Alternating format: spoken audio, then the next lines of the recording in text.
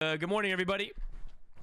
Hope you guys are doing well. So, it's our final day of prep before regionals.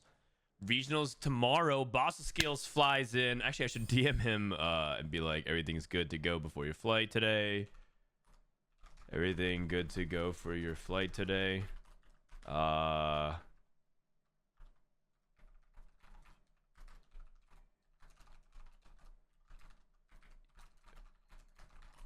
right. So, I have a guest coming in.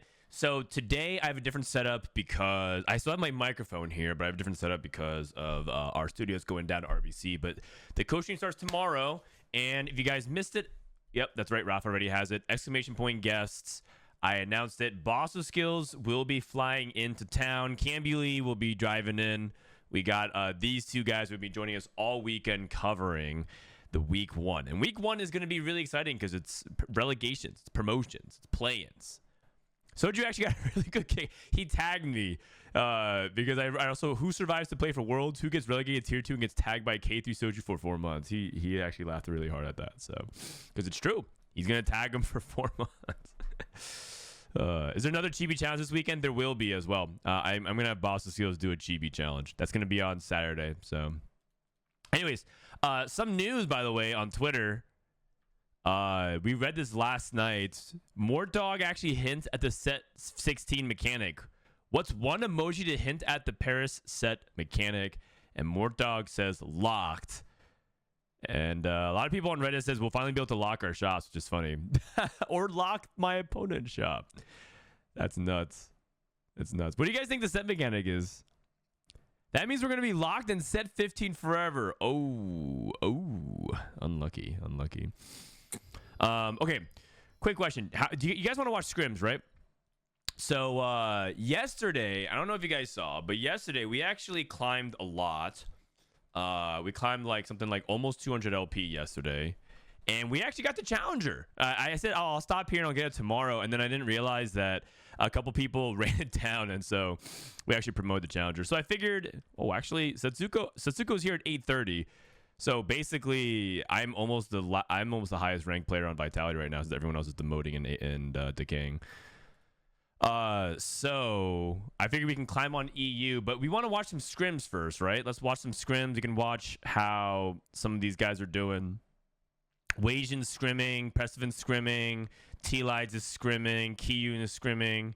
We can watch like a couple scrims and then head over to EU. So I figured that's like a really good way to warm up the brain, because usually my first couple games also I'm like really slow and trying to get my head in the TFT head space.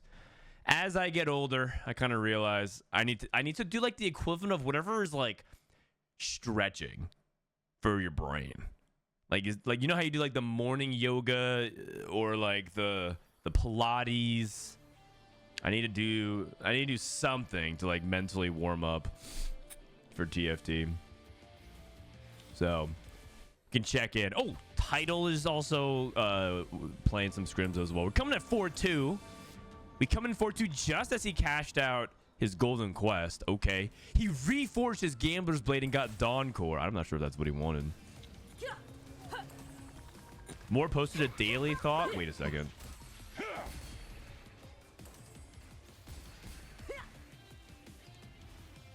Oh, I see it. All right, hold on one sec.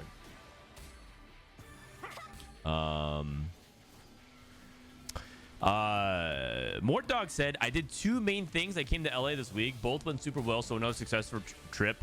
Huzzah. What does huzzah even come from, by the way? I feel like I don't... Where does that even come from? Oh, it's just it's just a word. I thought it was just a... Yeah, I thought it was just like a reference to something. Originated as a sailor's cry. Okay. At this point, things are looking really good, and we're quickly approaching the fun part, which is sharing everything with all of you. I can't wait. That being said, I want to share a tough part with you, which is that for game devs, live service games can really drain your soul. At Nintendo, you would work for 1 to 2 years on a Mario versus Donkey Kong game, which would include some tough work and grinding to get to the end. And then the game comes out, and you take your foot off the gas for a little bit. Maybe some time off, a pretty standard dev cycle. But that's not what happens in TFT, right? But for live service game, as we wind down development on Set 16, there's still the work to be done once it's released. PV adjustments, live, and tuning. Then in addition, for folks like our finalization team, you need to immediately hop onto 17. and get things going because they need to lock so art can get their work done. So it's essentially a never-ending treadmill of stuff to do, and it truly takes a devoted type of individual to keep doing it. It's true, man. Only the most devoted people can do TFT. Because the TFT content never stops. And that actually is true for creators as well. If you know or work with anyone who's been doing live service game for a long time, like WoW Dev, who's done it for 10 years, make sure to give them a salute. Stuff is hard. Anyway, this is most of me just talking about how I'm getting ready to swap gears to 17. I'll be swapping focus between 16 release, 17, and 18. Guys, I think Mordog just leaked set 18. Set 18 confirmed. AKA the best TFT set of all time, set 18. Who's excited? Oh my god. I'll just say it. I'm in the set 18 waiting room. I'm in the set 18 waiting room. Anyways. As a content creator too in TFT, you kind of feel that treadmill. It's like whenever 15 ends, you immediately go into 16. The nice thing about TFT is that there is so much content. Is Tleyds gonna push here? He is. Let's go, Tleyds. Chouse, 3-item lucky item chests. That's pretty good. That's actually one of the really good ones. Radiant Hand of Justice.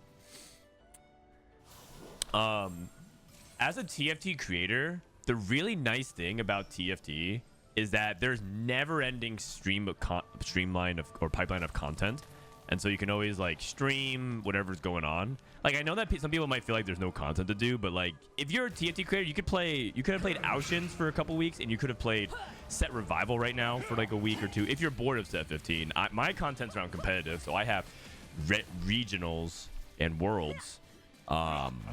And a couple of other things that I could do as well.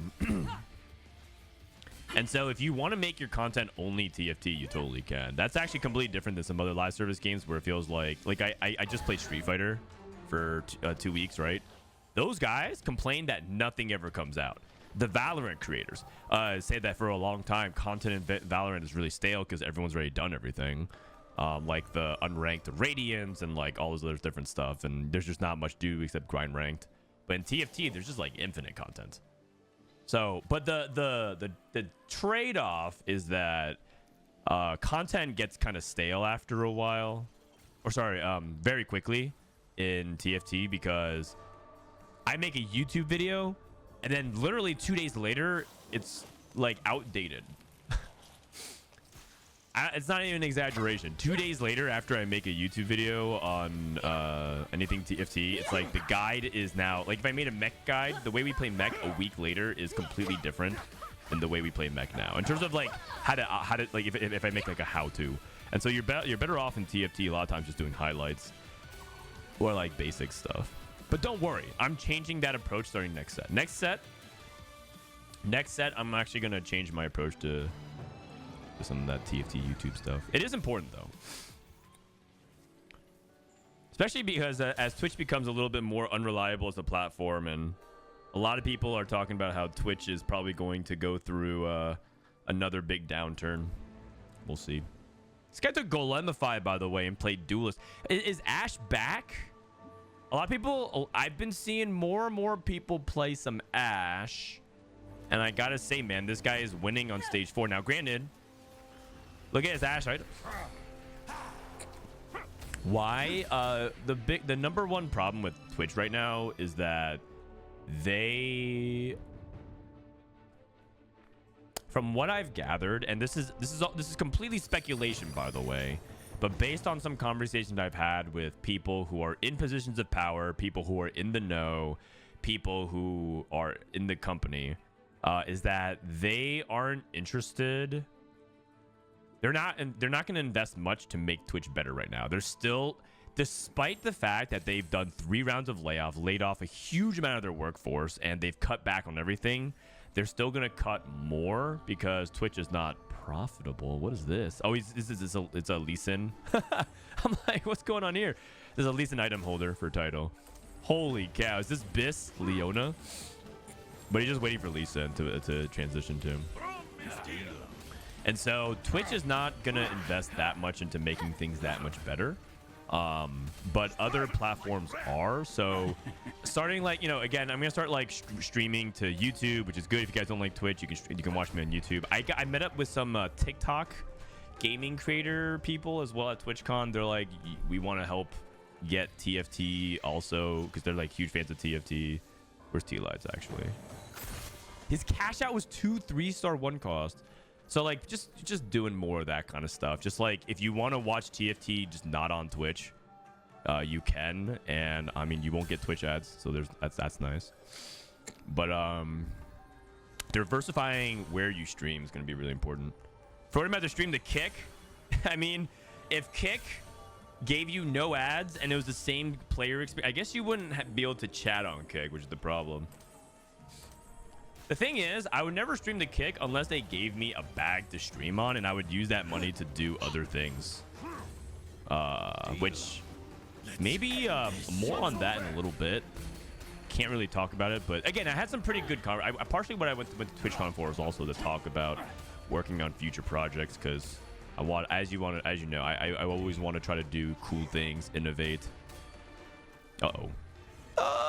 Greg. I think he needs TF2. If he hits TF2, his board is really strong. But the issue is that there's also a really strong player in title. He's not going to hold Lee Sin. So he tried to transition to Varus. Kick is sus. Kick is very sus. But, I mean, Twitch is sus. Twitch is very sus these days. Let me take out my planner real quick. Twitch is very sus. YouTube doesn't care. And, I mean... what else? And TikTok is brain rot, so it's just, I guess, pick your poison. It's like when people keep saying like, oh, X is whatever, like all the stuff coming out about all your favorite platforms is just messed up and cooked. By the way, we see Double going for Colossal on Xin Zhao with the hero augment. Really interesting. Colossal Xin Zhao.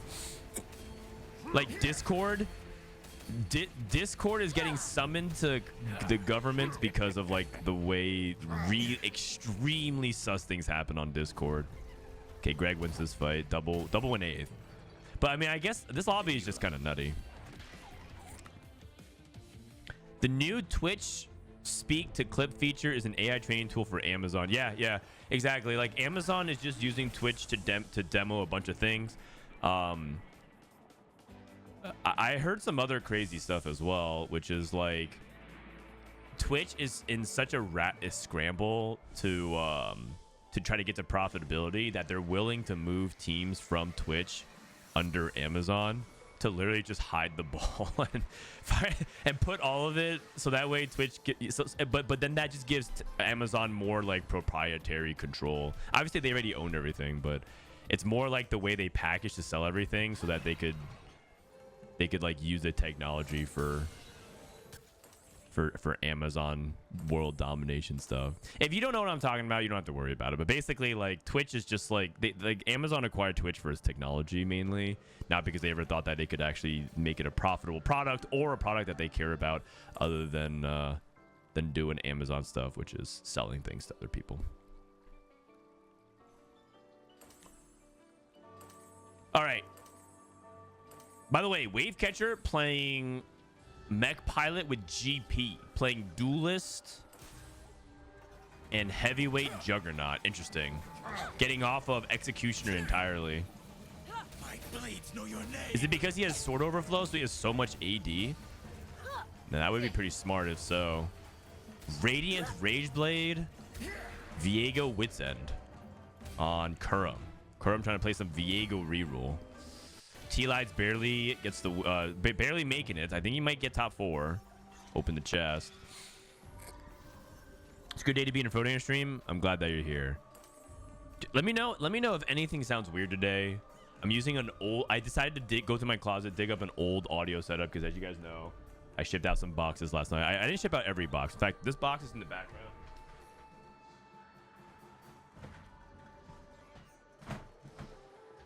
But shipped over a bunch of things: cameras, tripods, sound equipment, headsets, cables, monitors, PCs.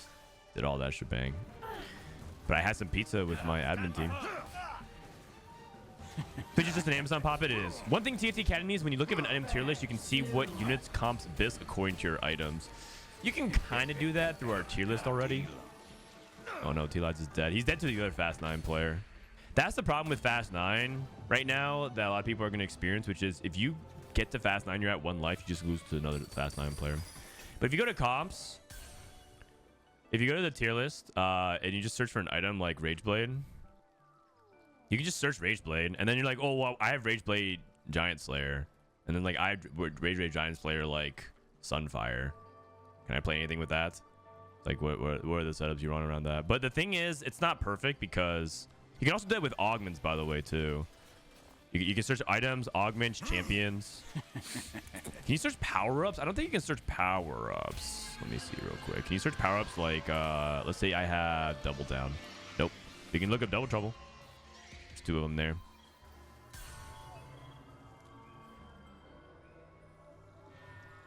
You have Morning Voice? Oh, I do have Morning Voice. I do have Morning Voice. This is what I sound like when I wake up first thing in the morning. Lee Sin 2. Do you go double Colossal still? I think you should. I think you should go double Colossal. Because... oh, he has no armor pen. I mean, Lee Sin does armor reduction. I think double Colossal Lee Sin 2 is still really, really good. I think people just forgot about it because duelists have fallen out of the meta. But I think double Colossal Lee Sin is still... like, nothing has functionally changed about that. If anything, Lee Sin got better since then. Look at that. Imagine if he had 2 Colossal. Yeah, this Ashe unit's a fraud. Top 4 with Duelist Ashe. Top 3 with Duelist Ashe.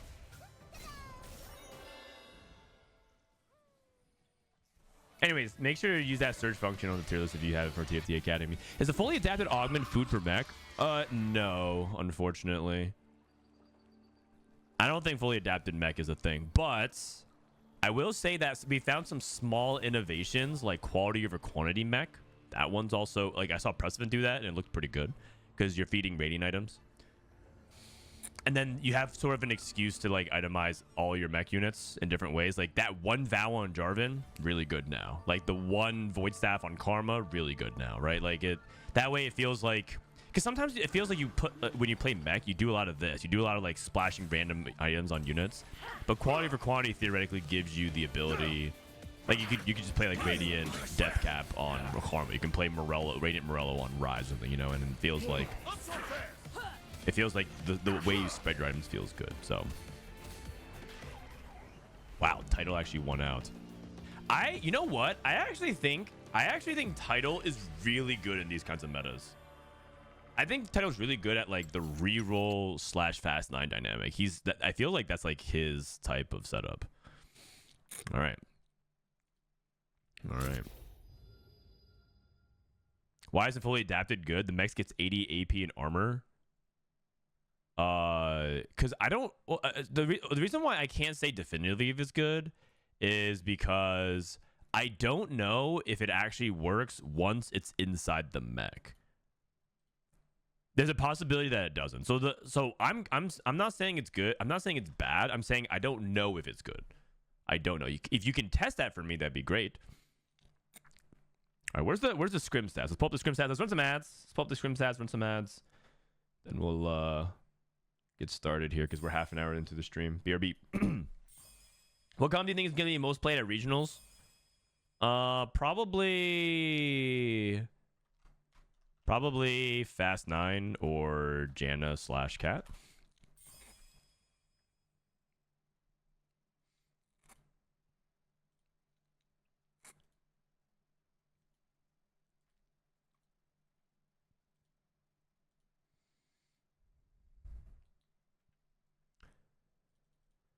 Do you see the Chauncey build-up news? Uh-oh. I hope that usually that means that's not a good thing. I grew up watching Chauncey Billups. Portland Trailblazers coach Chauncey Billups charged in illegal poker operation tied to the mafia? What? Hold on a second. Portland Trailblazers head coach Chauncey Billups is among those charged. Let me go ahead and Are they finishing up scrims? I think they are. Let's go ahead and look at the final things here. Where's the reader? Portland Trailblazers head coach Chauncey Billups is among those charged in illegal poker operation tied to the Mafia, while Miami Heat guard Terry Rozier is among 7 people charged in a separate but related illegal gambling cases, the authority announced on Thursday. The poker games, which included basketball players to lend credibility to their authenticity, were allegedly rigged in favor of those running the games, using advanced technology such as rigged shuffling machines and even X-ray technology read cards face down on the table. Games were organized beginning in 2019 in the Hamptons, Manhattan, which is the rich area of New York, Las Vegas, and Miami. The profits from the alleged poker scheme ran up to $7 million and counting. The investigation took place over 2 years. When the victims, some of whom lost millions, refused to pay, the mob defendants resorted to violence. The fraud is mind-boggling. FBI Director Kash Patel. Love that guy. He is the beacon of integrity and authenticity. Said at news conference in Brooklyn, announced the charges. We are talking about tens of millions of dollars in theft, fraud, and robbery. Billups announced on Trailblazers the season opener on Wednesday a loss in the Minnesota Timberwolves. Billups is also a Hall of Fame player, mostly for Detroit Pistons, retiring in 2024 or 2014. I mean, he was on the Detroit Pistons when they had Rasheed Wallace. They had Rip Hamilton, right? They had Tayshaun Prince, Ben Wallace. That lineup was so annoying to go against. That comp was like the Sixth Bastion. It was like the Sixth Bastion Seraphine and Twisted Fate of the meta. You just could not get past their defense. Unbelievable. So freaking annoying. And of course, I was a Nets fan, so when they terrorized the Eastern Conference, it was impossible to get through. Shaq versus Ben Wallace. Holy cow. Talk about immovable object means unstoppable force. Like, quite literally. Shaq being the unstoppable force. Ben Wallace being the immovable object. Chauncey Billups was part of that run. And also, he kind of cooked in... didn't he kind of cook in Colorado? I think he cooked in Denver as well. He was pretty damn good. And good point guards like him tend to make good coaches, but apparently bad poker players. Because, dude, this guy's cheating at poker? Come on, man. Come on, man. Like, using X-ray technology to see through cards, and then when the victim's like, you cheated, they like literally go and beat them up. All the defendants are the current and former NBA coaches, authorities said, as well as 13 Mafia members and associates from Bonanno, Gambino, and Genovese crime families. Holy cow. Who are the Bonanno, Gambino, and Genovese? They're 3 of the 5 families that have I have to read it differently. The Bonanno, the Gambino, the Genovese families are 3 of the 5 families that have historically dominated organized crime in New York City. These are their stories. Dun, dun. Let's go ahead and take a look at anyone else scrimming by now. Forget about it. How many games do we have left? Looks like they're finishing up round 4. So they're finishing up round 4, and they're finishing up one more game, Bentham's game. You know, one show I never finished that I need to go finish. I need to finish The Wire. But the thing about The Wire is that, like, it is so incredibly depressing. Like, I watch this show and I'm just like, ugh. It's like Breaking Bad. I can't. The more I watch it, the more I'm like, this is just so incredibly borked. This is messed up, man. The Bonanno family, originally the Maranzano family, is named after Joseph Bonanno. The Gambino family, I mean, I don't really need to know their genealogy, man. I'm not reading Matthew. I can just crack open the New Testament if I need to read that. What are they known for? What are they known for? The family was involved in the power struggle in 1960s and lost its seat on the commission for... I want to know what they do, man. The 5 family. Wikipedia will tell me. They'll tell me. Decline of the Mafia. I thought they were still pretty active. They're just more quiet. That's what they want you to think, man. I thought the Mafia is still going pretty strong and just don't really tell you. The Bonanno crime family operates in Brooklyn, Queens, Staten Island, and Long Island. The family also maintains influence in the Bronx, Westchester, have ties. I guess if they found out what the crime was for, they would arrest them. I guess part of it is that they can't tell you what they actually do because then they would have a warrant for their arrest. Apparently, they would get high rollers on the premise. They'd be playing with former NBA players, and it turned out everyone else was part of the scheme. They just extort money from one dude. So it was just one giant pyramid scheme of extortion for the poker. The mafia never went away. It's true. Frodan, yesterday I read an article from Bryce Blum in 2016. Did you now? What article was that? Bryce is a fantastic writer. He's a fantastic writer. If I'm down to glaze him, Bryce is a great writer. He's a good speaker, public presenter. He's not as good at the improvisation stuff, but he's excellent when prepared and researched and well read. He's excellent at debate. He also, that's not to say he's not good at thinking on his feet. It's more like he's not a comedian, right? But he's very, very good at that. So he's good at anything like public presentation, but whether written or spoken. Conversationally, he's good. He's good at leading structured debate and discourse. He's also great consultation as well. He's a great father. He's ripped as hell. Did you guys see the pictures? Have you guys seen Bryce's progress pictures? Check this out. Okay, I have to say that if you are with your wife or girlfriend, or if you're with your partner in general, you might want to look away from the screen now because this is Bryce's progress picture he sent me. This is from, what was it? This was from September 22nd.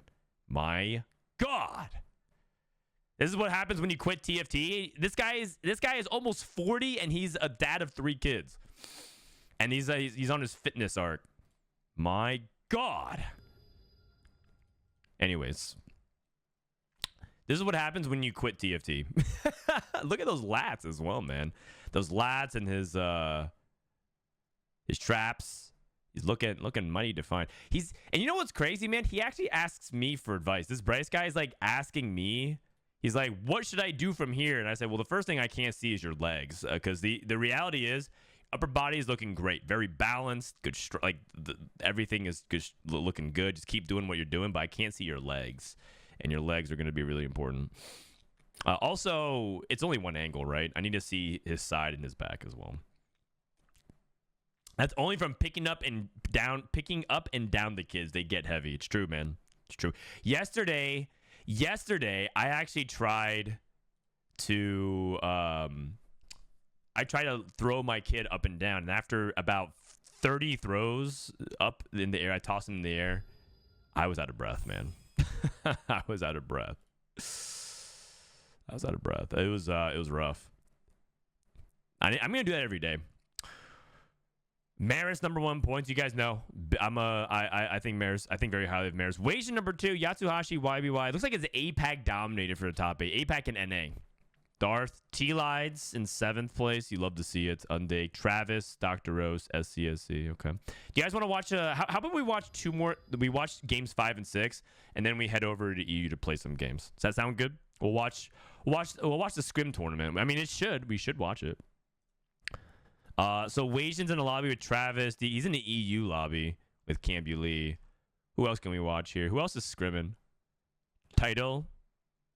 You guys want to watch Wajan's scrims? I think Wajan's a good person to watch scrim. Or we can watch Kiyoon scrim as well. Let's watch Wajan Iverson. Watch Kurumx. What's Kurum's lobby? Kurum's lobby is Title, Darth, Bintum, Grea, Milk. It's actually a really good one. It's mostly NA. You know what? Let's wait for that one. Because Wajan's kind of alone in the EU one. We can wait for that. I'm gonna add Mariss on NA. I wanna get some. I want to get some of these guys on my friends list. You know, do I have Artix added? I don't know if I have Artix added as well. You need to see a lot of Bryce. Oh yeah, I do for sure. Is Soju not scrimming? He's playing next week. I think Soju's gonna start. A lot of people's philosophy is, let's wait until week 1 is over, see what the meta is, and start scrimming with that knowledge. Because you have to remember that TFT, for a lot of these players, it's more important for them to start practicing with the right direction, unless they need just raw reps on stuff. Like let's say they just need practice on Fast 9 in general, which I don't think they do, but they need practice in general on stuff. They'll rip it, but otherwise they'll just chill. Your microphone sounds different. Did you change it? Yeah, I mean I have different equipment because I shipped a bunch of my equipment to the Riot Studios yesterday.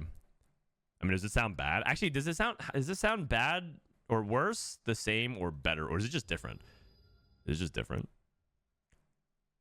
Looks like they're a little bit behind. Why don't we jump into a Kiyoon's game here, and then let's jump into Kiyoon's game and then wait, because that lobby might be really far behind, and then we'll just like jump in halfway and then watch it from the last game. It sounds the same. Oh, wait, isn't that good? I'm using completely different equipment that's old, and I tried my best to get it to the same settings as I had on my best equipment, because I'm using old equipment from a long time ago. But the reason why the new equipment is good is because okay, not that you guys need to know this, but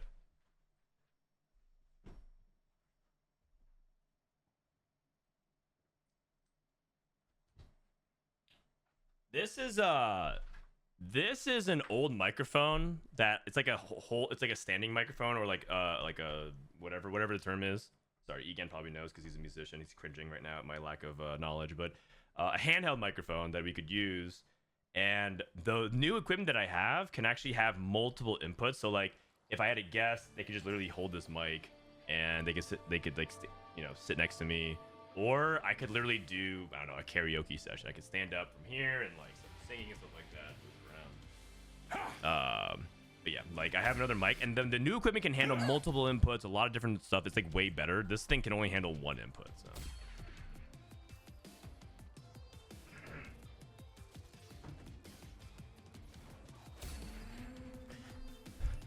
karaoke on stream when? Well, you guys want karaoke? I don't think you... Okay, I know that I have a pretty good sounding speaking voice, but I feel like my my singing voice is not too great. I don't think you guys will like it. Sounds a bit crunchier. Your other one was smoother. Okay, do you guys like crunchier? I mean, I like crunchy. It's like the best part of all of chips. I mean, taste is definitely important, but crunchiness is like... It's like why I eat chips, man. If it's not crunchy, like who wants soggy chips? I hear Emily Wang sing all day. You're fine. Sing it. Okay. Maybe that'll be the sub goal. I've had a sub goal for like the TFT Academy Pro team because we're trying to actually get that. But the reality is, well, one, it's kind of hard to hit that goal. Two, that is almost directly tied with something else. It's basically the release of our app and overlay, because that's kind of our marketing initiative, but we kind of need some time. Worth the wait. 2 protagonist into Kennen. Okay. Prismatic Destiny into Tactician's Kitchen. Living Forge. Hedge Fund. Expected Unexpectedness into 4 costs. Cassante and Karma. Okay. You guys should play Sorcerers. I wonder if he's going to play Swords, because Cassante is a good front line for it. 9 lives. Shimmer Scale Essence. All right. I've never used my karaoke win. Oh, right. I actually have an idea. Maybe we'll do it. How about towards the end of the set? Because I mean, towards the end of the set, we have no content to do. Once World, like, actually no, World is over, and then we have set 16. Maybe we can do something fun for set 16. We'll see though. Like set 16 PvE. We need more Frodan dance emotes. Oh man. Yeah. Kiyoon spots OP. So do you guys think protagonist? Oh no, it's not Kiyoon. Sorry, I thought you said about Prestivent. Do you guys think protagonist is pickable? I feel like Protagonist is so slow now. They did buff Zach. I think he's testing it. I think he's testing it because it really could just depend on like whether or not he feels like he's in a spot to capitalize on it. He also is really rich. He's also really rich. But the thing about Protagonist is like it's not really about how much gold you had. It's about how strong it is early game. Because the first Protagonist, you hit 3-star very, very often by the end of stage 2. Because they delay it 3 rounds, you sometimes don't hit 3-star till like stage 3 carousel timing. And that's really, really slow for a Prismatic lobby. Because part of it is that you're able to not only win the fights, but win streak, preserve HP, and push levels, things like that. Get the Vitality guys to sing a song for release. So my wife actually sings, but she's not like, you know, she's not like a professional great singer in that way, but she sings better than me. I was thinking that maybe me and her can actually like, because I you know what I really like? I actually really like duets. I don't like singing by myself. I like singing with someone else. And maybe I'll have her sing. Maybe I'll have her be like the feature and I'll just like, I'll try to harmonize in a way that isn't going to destroy the song. It's worse than Scuttle Puddle Protagonist? Yeah, probably. Oh, she's also a good rapper. My wife is actually a really good rapper. In my opinion. She knows like all the lyrics to a bunch of... She knows the lyrics to a bunch of songs. Like we were listening to Kodak Black and she was just ripping it. Also, my wife basically said that if she didn't get... She, at one point in her life, did not think she was going to get married. And if she was going to get married, she said there was a non-zero chance she would have married a rapper. And I'm like, I don't know what to do with that information. But she did tell me that multiple times. Throughout, not like in one sitting, just throughout the years.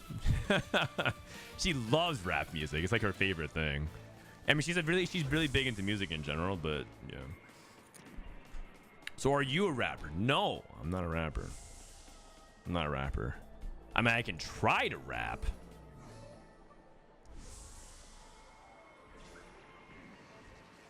I can try to rap, but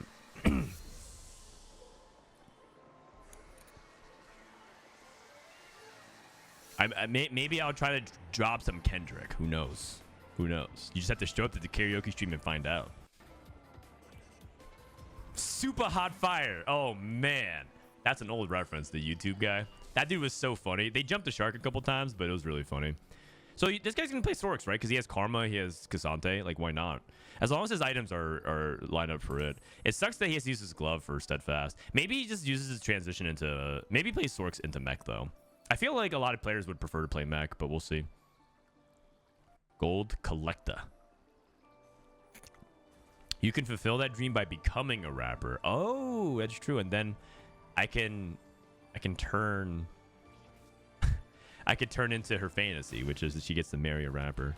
Maybe I'll come out with a TFT rap album. Frodan diss track. That's pretty off-brand for me, isn't it? Aren't I perceived to be quite wholesome and positive and chill? Diss track. I mean, I have to start beef. Who's the person that I had to start beef with? The closest thing that I ever had beef with in TFT was like when I called out Soju back when TFT Summit, and I like basically said that I feel like Soju should step up, and he was like, no, I think I value my stream around launch time too much. And I think that's like an understandable disagreement because both of us were like right in our own regards. That was like the closest we had to beef, and I think obviously me and Soju are like completely cool now. So started beef with the developers for bugs. Yeah, no, I think my relationship with Riot is actually far more important than a diss track. Maybe if I make like a diss track to Mort Dog, but like it's titled Your Face. All right, hold on. Maybe ChatGPT got me. Right? Me, a fun, banter-filled diss track, rap song aimed at Mordog, who I consider a good friend, so let's not make it burn that bridge.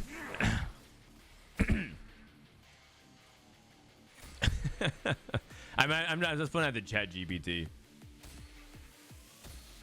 All right. Oh, where is it? Where is it?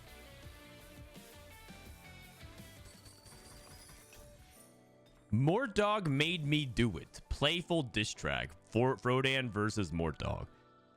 Wait, how does it know that I'm Frodan? Hey, Mort, you my boy, you know it's love, right? But sometimes you gotta say it. This patch is looking sus, dog. Yo, Mort Dog, Balance God, think he's running a church, preaching patch notes every week while we stuck in the dirt. You drop a hot fix Friday, game broke by Sunday. Say, trust me, it's fine, bro. We re-rolling gunplay. Talking healthy meta, bro, what that mean? I seen Porky Pig comps eat the whole scene. Mort says, fun first. Yeah, I get the dream. But why every patch feel like a social experiment meme? Chat chorus style. Hook. Mordog made me do it. Yup. Balance and shambles. What? Every lobby's chaos re-rolling vandals. Bruh, wait, we're talking about Valorant. You buff a 2-cost. Now she's slamming the finals and Mordog laughing just like, this one's vibing, I promise. I'm Frodan stats man. Spreadsheets unlocked. You got Mordog logic changing numbers by chalk. You said it's skill diff when I hit bot 4. Bro, that lobby had 3 Destiny Augs and more. Patch so random I can't trust my scouts. Play flexible, he said while my rerolls drought. I pinged Mort in chat, no reply, just smirk. Next day he tweets, we love chaos, like it's merch. Mort, I'm not mad, I'm just disappointed. You made Chibi Aatrox look like a tax write-off. You made my team comp look like modern art. And I'm still queuing up, cause you that good, bro, damn it. Final hook. Mordog made me do it, yeah, broke my streak again. Yeah. Said trust the system, I believed again. No. From gold to GM, it's a fever dream trend, but I'll still log on because the pain's my friend. And that goes kind of hard. Love you, Mort. You're the only dev who can ruin my night and make me say GG at the same time. Now buff Bastions again for old time's sake. Perfect. Boom. There it is. Frodan's rap. Honestly, a couple of bars there were dropped. A couple of bars were dropped. ChatGPT thinks you're gold? No, they said from gold to GM. Jesus, this is ass. I mean, I feel like you put up with that, though, because, I mean, you're still here. Frodan, when does Region start tomorrow? 1 p.m. That pain line was kind of fire. A couple of things that were said there were pretty good. I'm not gonna lie.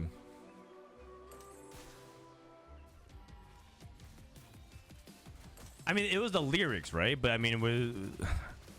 I mean, how was the flow? The flow was. I mean, the flow was pretty bad too, right? I'm not a rapper. It's one of those things where I think if I try to do that.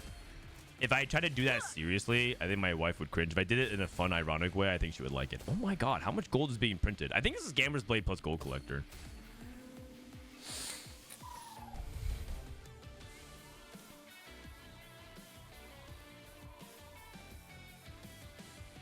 It did Frodan versus Mordog. Now I'll ask it to do K3 Soju versus Mordog. Do you think a new patch would change everything in the meta? No, not really.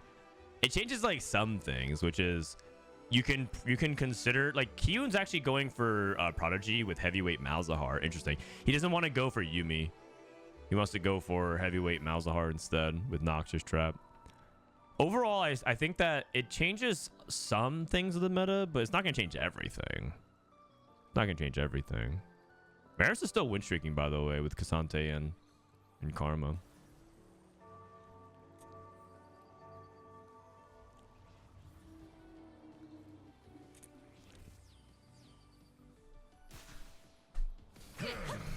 Milk versus Mordog is the biggest beef in Yap. That is true. I think they would probably actually go back to back. Does the Gold Collector? I think the Gold Collector works on the Shadow Clone.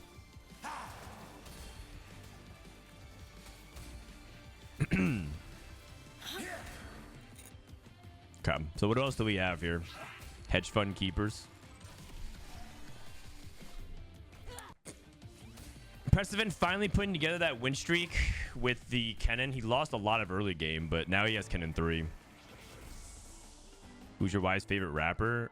I think Mac Miller. But I think because she remembers Mac Miller post-hum, like she, like it's because he's no longer here.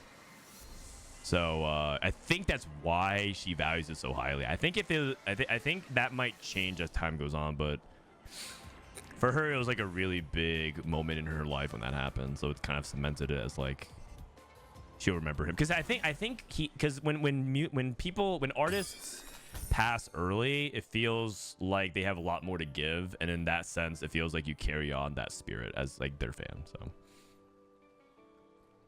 who's your it's Frodan. No, it's not, guys. Some people were saying my view count was dropping as I was rapping. That's not gonna help. That's not gonna increase the likelihood of the karaoke stream. I think people want they want the fries in the bag equivalent of whatever TFT analysis is. Whatever the expression is for TFT.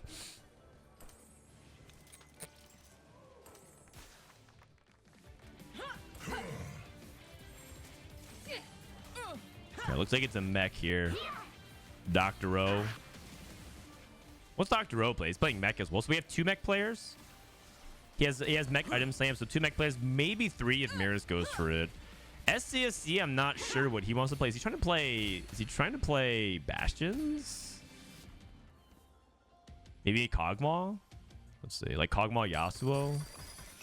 Maybe. I'm not sure what sCsC's trying to do. Maybe he's trying to do like some maybe he's trying to go for Shimmer. Oh, I see. Shimmer Scale Essence, and then reforge these artifacts and hopefully hit something for Kog'Maw. Okay, we'll see how good that is. I grew up on Mac Miller. I remember watching his music videos on YouTube like 16 years ago. Damn. 16 years ago. That's crazy, man. I remember watching YouTube videos from 20 years ago as well. Like when it just started. It's crazy to think that how long ago a lot of those things were. You know, when like Charlie bit my finger. Some of you guys are not even 20 years old. In fact, I probably think most of you guys are not 20 years old. Because that, you know, I connect so deeply and resonate with the youth. Especially on a Thursday morning at 9 a.m. So none of you guys understand it, but back in the day, memes, I mean, the memes back then don't make sense, just like the memes today don't make sense. If I show you some of the things that we were laughing at back then, it wouldn't make a lot of sense right now. Just like if you show people Skibbity Toilet who don't get it, they're just like, I don't understand what makes it so funny. It's the same thing.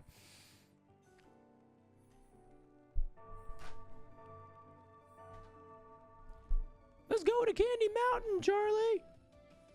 Mac was incredible. I loved everything he did with Thundercat, who was a personal inspiration of mine as a bass player. Nice, man. I didn't realize you were the bass player. You know, I never asked you what part of the band you were in. That's my bad. I feel like a jerk. I should know that. You have unread messages older than chat. I do. Some of my old emails. My Yahoo email. My AOL inbox. If that account even still exists. Is AOL even still a thing? Can I even log into AOL and find my mailbox? It probably has like some unread messages from Neopets about how my Shoiru is starving and needs attention.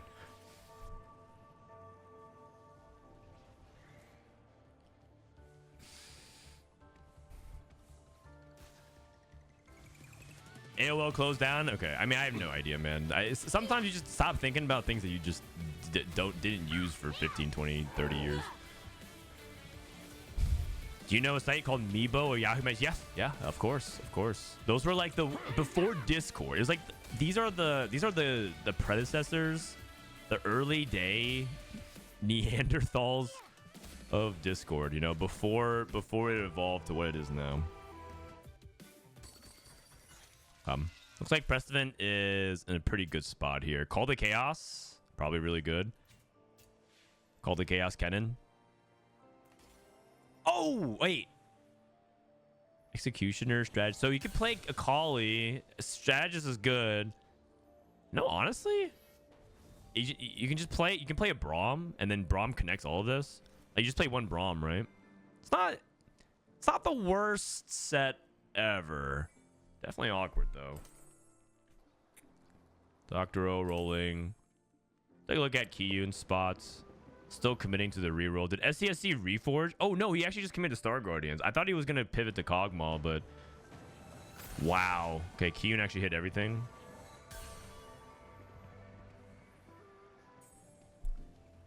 Skype has closed down. We're that old. Oh my god, Skype. Oh man. Is that one of the biggest user base fumbles? I feel like Skype is really high up there in terms of like historical. Wait, the Kog'Maw got yoinked. Oh, rocket grab. Oh, kind of close, kind of close. Very close, very close. And one more cast from Kennen. Oh, one more cast from Kennen. Yeah, it felt like the whole world used Skype. It was one of those things. I guess it'd be like the only thing that's around, in my opinion. It feels like the level of like Facebook or Twitter type of thing, which like it just feels very universal, international. I mean, Facebook is a much bigger than Twitter in terms of like the user base. So it's probably like, I feel like it's around Facebook tier, but. Ssangyeop playing Sniper's Focus. Volibear, by the way. With Serious Slam. I mean, this setup looks really good. 4 Bastion, 4 Edgelord. Wow. I mean, Dr. O is sacking, but what the heck? I mean, it looks like he just one-shots anything that isn't 2-star. That's crazy. I mean, we mostly use WhatsApp. That's true. They turned into Microsoft Teams. My God, I hated using Microsoft Teams for anything work-related. It is the most useless bloatware. Microsoft in general, don't they when was the last time Microsoft acquired a product that was widely used and beloved and didn't curse it and burn it down to the ground? I can't even remember the last time that's happened. Their death touch. Look what's happening with Xbox, by the way. Like with Xbox, it's actually kind of embarrassing, right? Game Pass, yeah. I mean, they're now raising the price for it, and they crashed website because nobody wants to actually pay for Xbox anymore. Not to be all like old man yells at clouds about it, but it feels like they are like semi-responsible for ruining a lot of what gaming was good at in the past. I mean, I do feel like it's not like they didn't try to do well. It's just that I think it's actually just incompetence, not like mouth. They didn't just like, oh yeah, let's acquire all these products and make them awful. I just think that they're really, really bad at. They have like a lot of money and they're just really, really bad at finding a way to succeed in spite of themselves.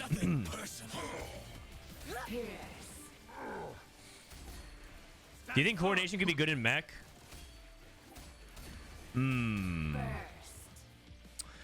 So you want to feed the tactician's crown to the mech? I mean, that could be something. Yeah, that could be something. I think that the stats in general though are not that impressive, but it does give you an extra slot to fit in traits that might be awkward, especially if you're stuck on 8. I think the value of now that I think about it, the value of coordination is more if you're stuck on 8, because then you can fit the traits in and you can get Yone on 8 while still having like all the things that you want. By the way, Preston got the Braum, so he actually tied it all together. My God, kind of a G move here. Last stand from Dr. O. Whoa, we need to get his items on.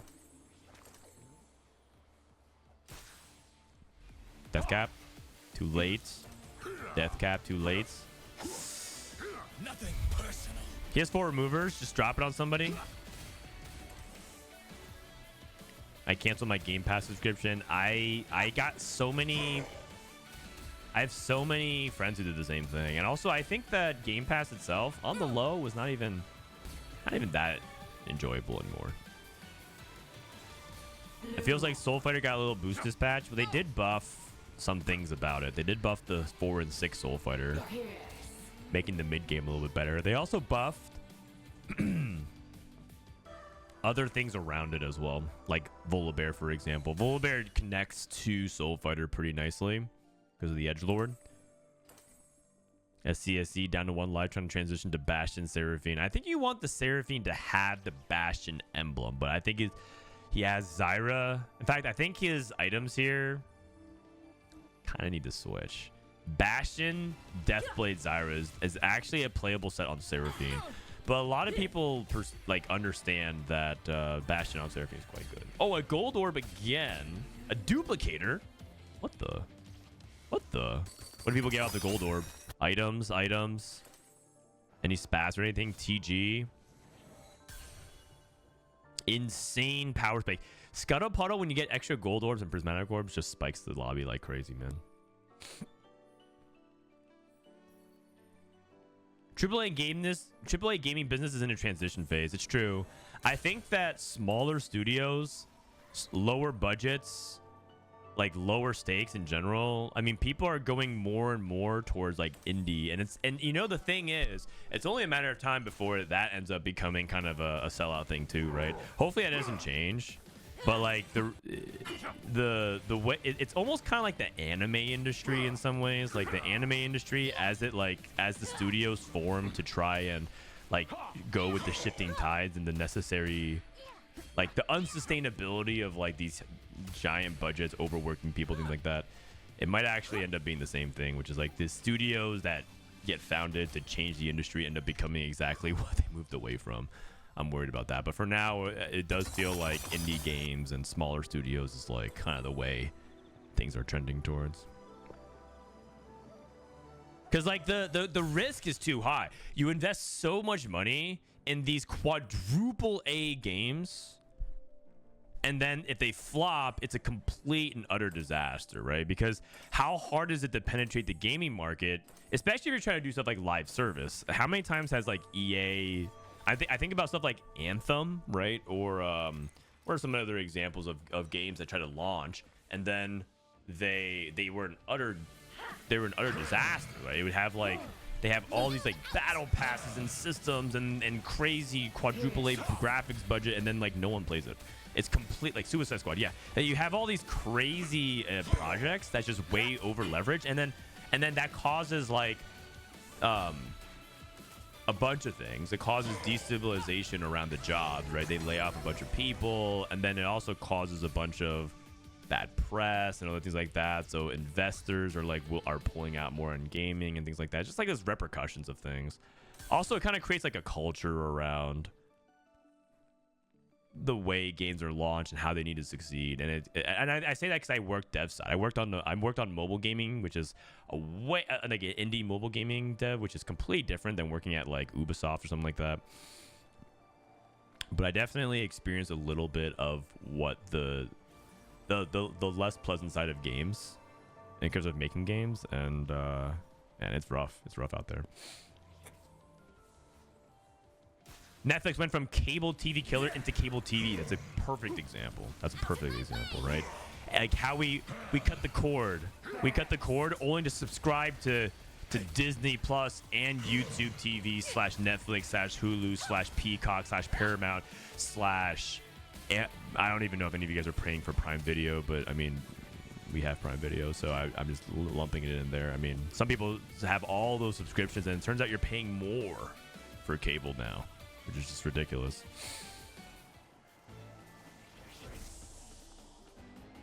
Goes had the opposite, Saudi money. That's true. And then eventually, when they blow all their money, right? Someone said the Anthem destroyed BioWare. You blow all your money, you get to turn into some investors, and now the Saudi Arabian investment group, the people that want to buy culture and influence, they buy your favorite video games, and they have Cristiano Ronaldo as a playable character. They're like, he's my favorite athlete. Plus, he's my boy, and he plays in our Saudi leagues. Just have him in the game. Just have him be a playable character. And they're like, that doesn't even make sense. And they're like, well, make it make sense. I'm getting more dogged again.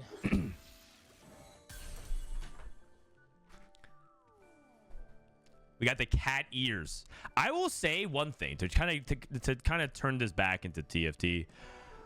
I think TFT is actually a great platform for crossovers. If there's one property, Peter Smith, thank you for the 18 months. If there's one IP that Riot has where they could turn it into Fortnite-like, which is Fortnite basically at this point, Fortnite is just like a platform that hosts collabs and fun content, and it's all kinds of stuff. It's music, concerts, events, experiences, whatever you want, and of course like Fortnite gameplay.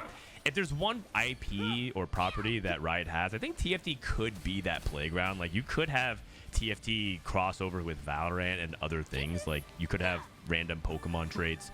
You could have the Saiyans from Dragon Ball. You could have Family Guy in it, right? You could have like you could do that. It would be weird, but like TFT could do that, especially because you just snap your fingers and it's gone the next set. I think TFT is actually ripe for collabs, and that would actually be a really, really cool thing. Universes Beyond, if you will, from Magic the Gathering. I was gonna say not Magic the Gathering. Okay, Magic the Gathering is also the same thing too. I think they could.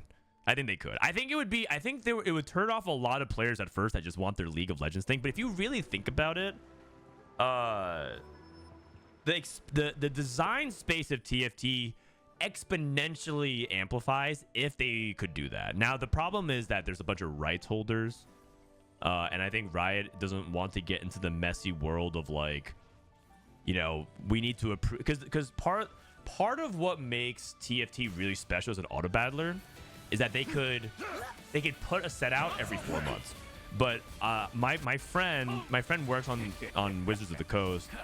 The Final Fantasy set, I think, took 5 years to develop.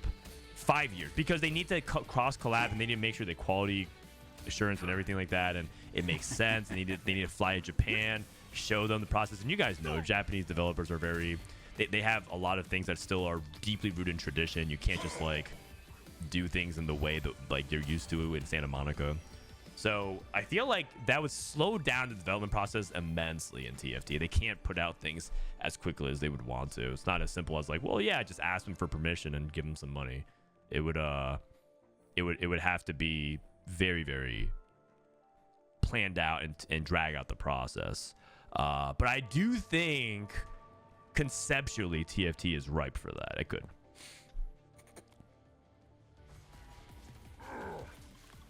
A year ago, I got a survey and he asked about Valorant. I think Valorant could, right? They could do a Valorant set of traits and work the agents in. I think that's actually a really good thing to do. It's a very easy layup, in my opinion. But are you set for Riftbound? You got any displays? So I have some Riftbound stuff coming up. Sorry, I'm not even talking about the games, by the way. This actually just turned into a Frodan podcast with chat, and we stopped talking about TFT for a little bit, like in terms of the scrim. So we have Mech, we have Malzahar, Kog'Maw, heavyweights. It was interesting. I kind of thought that this Prodigy was going to turn into Yuumi. And then we have Protector, Kennen, Hero Augment with Protagonist, Calls of Chaos with all these emblems. This is really interesting. JRC with mechs. We have 2 mech players, 3 mech players. Oh, no, this is Volibear, Edgelord. Oh my god, yeah, this Volibear. I think he can cook everyone but the mech. I feel like this Volibear gets stuck on the mech is the issue. He has... Yeah, I think this Volibear is really good, but it just gets farmed by mech. This is a bot 4 from Kiyoon. Wait a second. There's 2 people alive. The 2 mech players are alive and win streaking.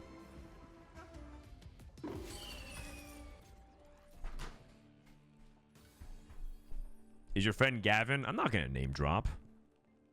I don't want to be a name dropper. But yeah, it was Gavin. I realized I got asked about set 15 about 15 months ago. Whoa. So they're asking you about... Wait, let me do the math. So when's the next set that you can get asked about with that many sets in advance? So maybe set 23 months from now? Jordan? You didn't finish your answer. So I think I'll be traveling to the Riftbound regional. I want to go to the first Riftbound regionals.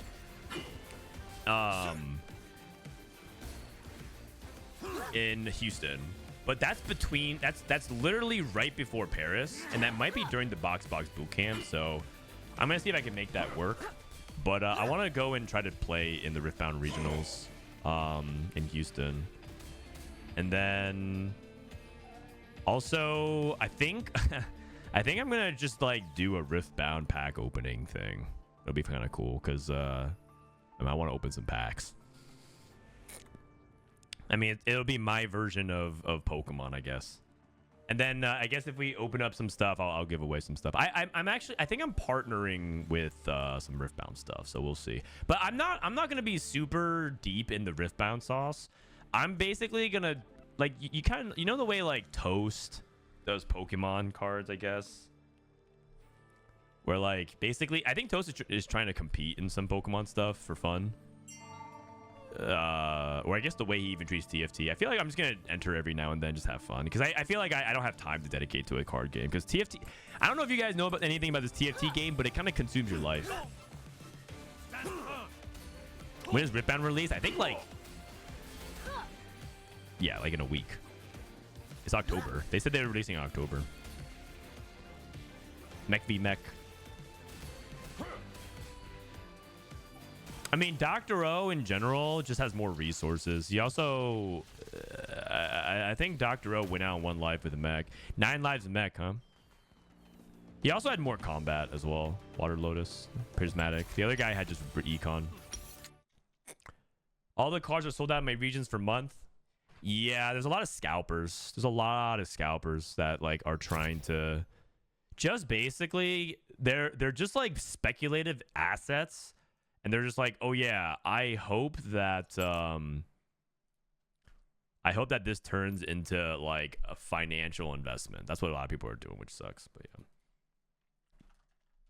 What up, Ars did? How's it going? We're gonna watch one more game. We're watching the rest of round 5. Round 6 kicks in. After round 6, we're gonna start playing on EU and go for double challenger.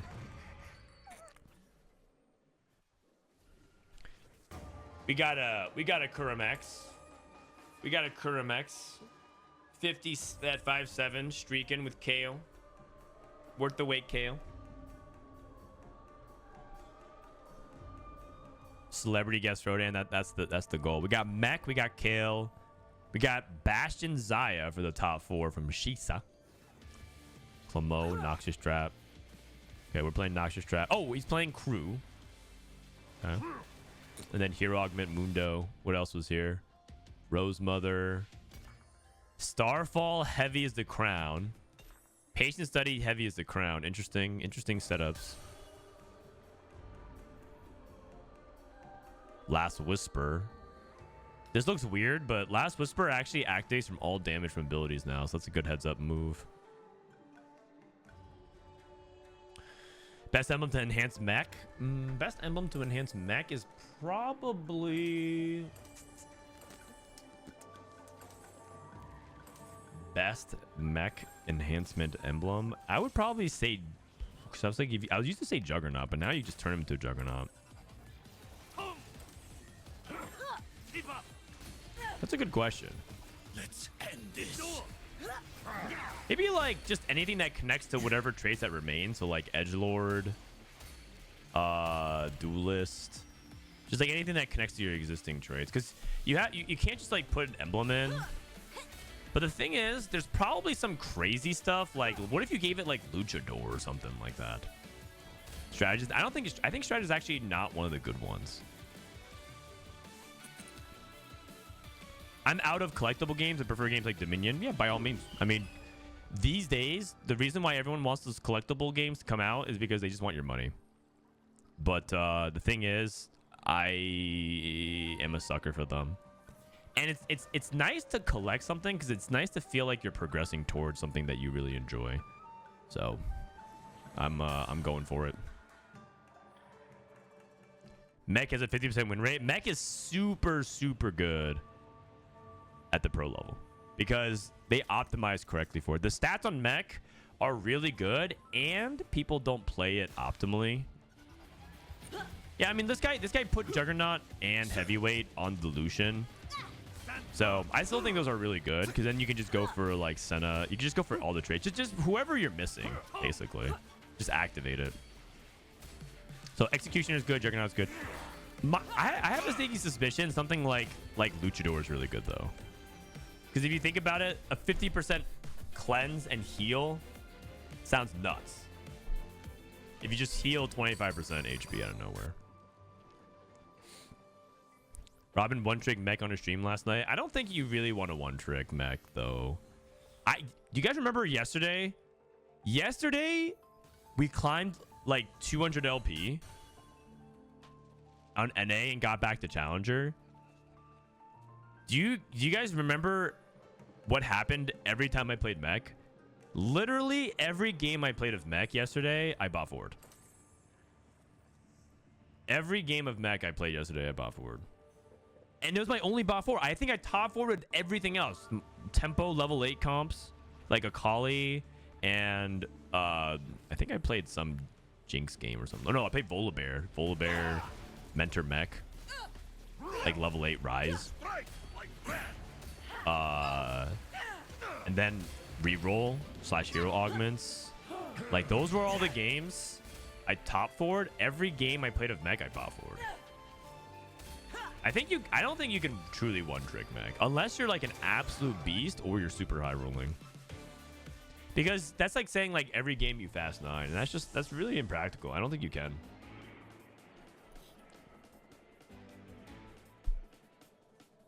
Seems like you don't know how to play it like a pro. I mean, that's why we practice. That's why I'm not a pro. Also, I will say that I don't think many people are truly one-tricking it. Maybe JRC. I know JRC was actually like playing it, but even then, true one-tricking is not... It's just not a thing. Like anyone who truly one-tricks at pro level, it's actually too hard to do that. Like a true one-trick. It's funny how things go full circle. Wait, by the way, this guy, no wand overflow, death cap, death cap, death cap, death cap.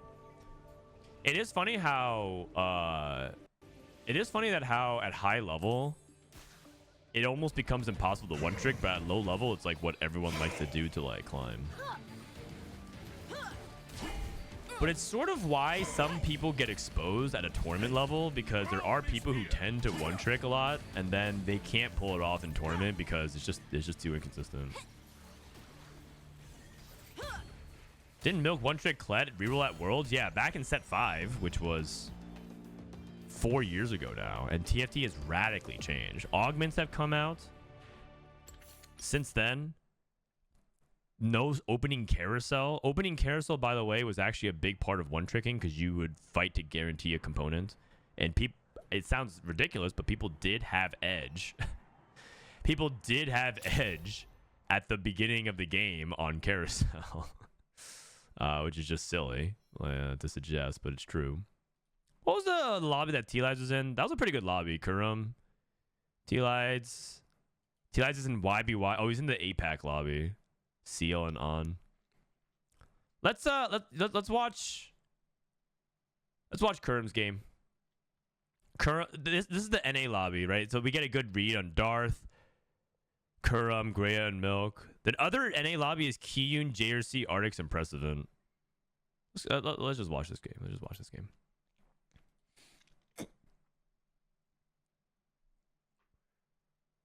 OTPing sucks versus good players. They will play your line from a good spot, and you are 8th. Yeah, basically. You're also very likely passing up a better line, because like TFT, believe it or not, is not as simple and solved as a lot of creators and players would lead you to believe. They explain it as if it is, but it's really not. It's really not. Stage one alone is deeply complex, usually, of like how little things shape your entire game plan. And if you are not holding the right units, selling the right things, playing around the best possible lines, you put yourself in situations where you are closing doors that are actually paths for you to top 4, because that's ultimately what you're thinking about. Can I top 4? And I would say that a lot of players in general are pretty weak at stage 1. It's sort of like your first couple turns. If you play a card game, your first couple turns, some people bring up Magic. If you mess up your first couple turns of Magic, you just lose the game on the spot because of the way you set things up, right? It's the same way for everything else. I guess like it's like your opening moves in chess. If you make the first opening moves in chess, you could theoretically put yourself in awful spots, and then all of a sudden you're just terrible. You're just in terrible positions, and your line of play is like really, really bad. Stage 2? No. I mean stage 1. A lot of people, when I VOD review, I have some people who, let me pull up my folder real quick. I have a TFT Academy thing where I do a bunch of coaching, right? Coaching for this person, coaching, and I do a bunch of VOD reviews for TFT Academy. A lot of problems that I watch stem from the way they approach things. Of course on stage 2, but on stage 1. Gold Destiny. So it's not just your augment selection. The reason why people hyperfixate on certain things like, oh, you're stage 2 is because that's where stage 2 is also really important. But it's also because people gravitate towards like the large events like your augments, because those are like the biggest things that you could potentially influence your augment choices. But we're talking about the very top level. A lot of it is also the super granular things like how you play your stage 1. I think if I'm Asta here, I wonder if you want to take Fishbones and try to play for like a tempo game plan. Slam Vow, play around Bow. Maybe look. He doesn't have Golden Edge though. It would be nice. Over 9,000 for Bintum. Oh wait, this is not correct. Milk is not play. I think Milk might have dropped. Or is Milk playing? Oh, Milk is Shisa. Oh, Milk's playing on his ult account. Shisa. Oh wait, does he have privacy mode engaged? Is that what it is? Game. Right, can I do privacy mode?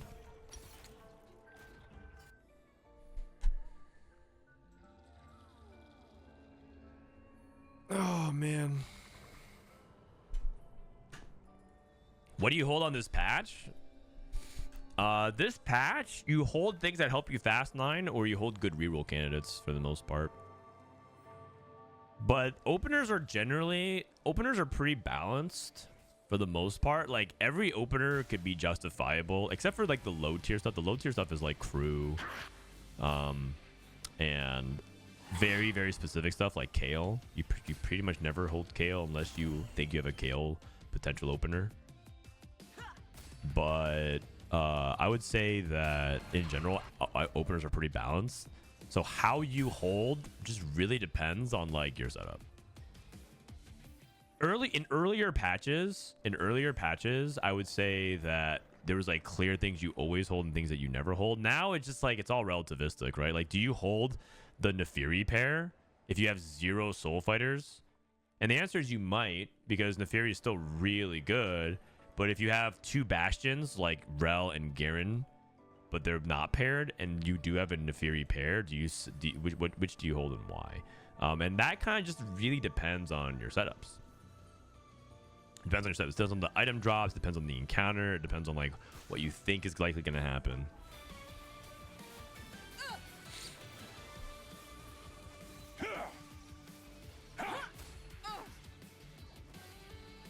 I'm curious what this guy's going to do with hefty rolls, by the way. Gold Destiny hefty rolls does not sound very good for Bintum. So we're going to have a couple of rerolls. Gold Collector and Kraken. What do you think of the 5 Crystal Gambit Ash comp? Not very good, because Ash in general is not super reliable. But the thing about 5 Crystal Gambit is that if you're ahead, it just snowballs. It's a snowball thing. So theoretically, I would say that in the theoretical vacuum, 5 Crystal Gambit is one of the best things that you could ever play if you need to play for like a checkmate win out, you have to play for first situation. Because if you get a good enough, if you're far enough ahead, let's say you somehow, let's say you do something like starter kits, you get Ash, and then somehow you get 5 crystal and you start getting Ash 2 on stage 3-1 because, you know, sometimes you hit like Ash and then you like have the items. Like, that's a situation that I came up with, a scenario where you like 5 crystal gambit Ash is like really good, but on average that never happens. So I would say that in general it's not very reliable. How come that board's half hidden? I think it's the map. I'm trying to look around. Oh wait, Asta is playing Fishbones on Kai'Sa. I heard that Fishbones Kai'Sa is actually good if you have corner carry. Okay, now I'm paying attention. We finally got some interesting stuff where like maybe we get to see some Kai'Sa. I just saw a crazy duelist Gangplank comp game in my diamond ranks. Is it by any chance similar? Woo, Kai'Sa 2. Is it by any chance similar to the composition posted on TFT Academy? Search up the Gangplank. We call it Pirate King.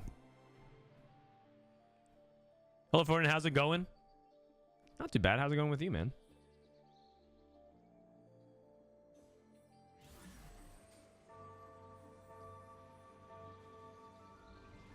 Fishbones Kai'Sa second row. Whoa. Hold on a second. Sorry, I got distracted by Bryce's pictures, his fitness progress pics. He's trying to use it to snipe backline because it's like it can target backline. Because you don't have the range. Oh, somehow the Fury wrapped all the way to the back. Oh, yeah, that. And he killed nothing. He killed 0 units. Well, that's awkward. Somehow it ended up going disastrously. The Fury wrapped all the way around the Kai'Sa too. Alas. What setup is this, by the way? IE Kraken Gold Collector. Believe it or not, this feels kind of ashy, but it also could be Volibear. Kind of ashy, though.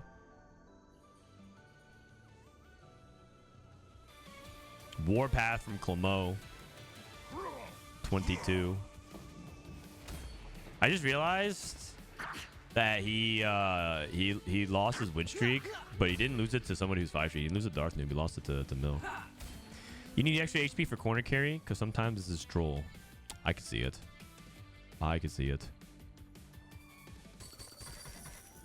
Man, I'm getting more dogged again. Okay, 4 Juggernaut. I mean, Clemo wants to play for Juggernaut Fast 9. Brizzing, listen, thank you for the Prime. Thanks for supporting. That Prime is going to go a long way for the weekend of regionals. Exciting stuff. You guys pumped for regionals?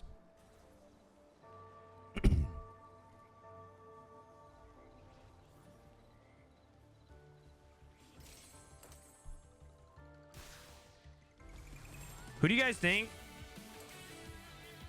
Okay, you guys give me one hot take for the weekend. What's chat's hot take for the weekend?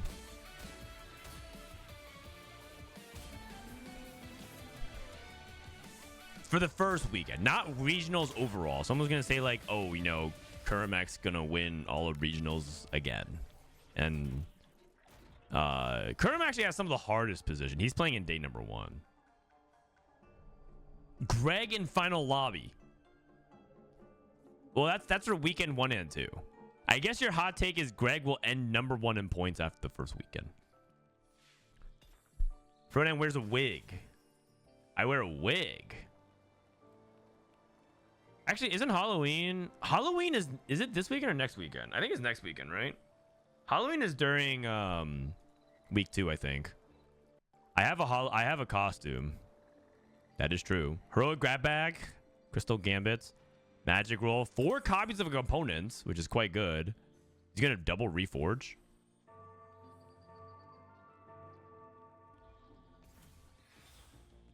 Dude, he has so many components. You gotta say him something.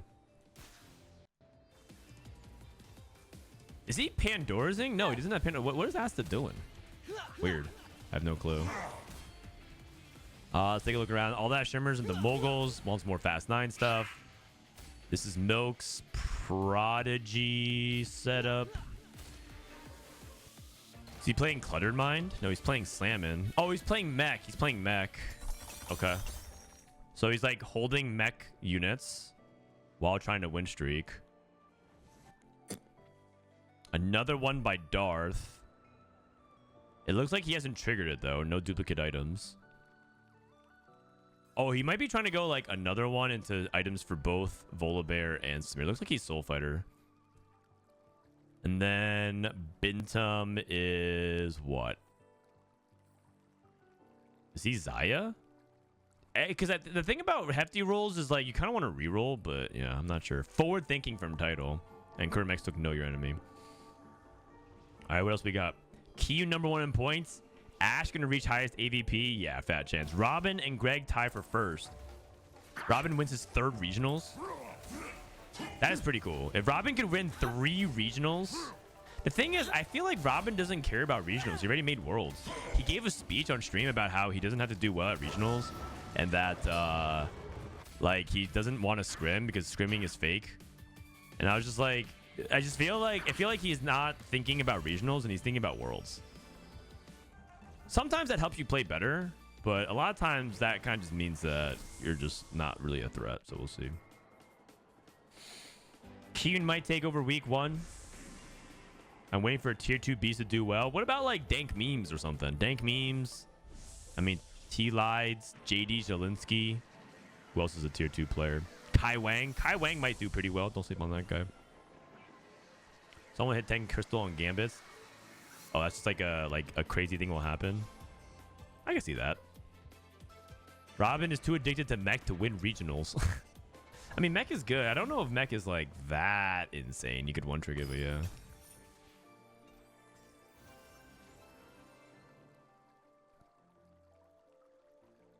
It'd be cool to see K Juicy make it to Worlds. That's my take. I think Soju's gonna make his 2nd World Championship. I would love to see it. You know what? I would say all Vitality guys. Although I'm not sure about Milk, but I think all the Vitality guys good.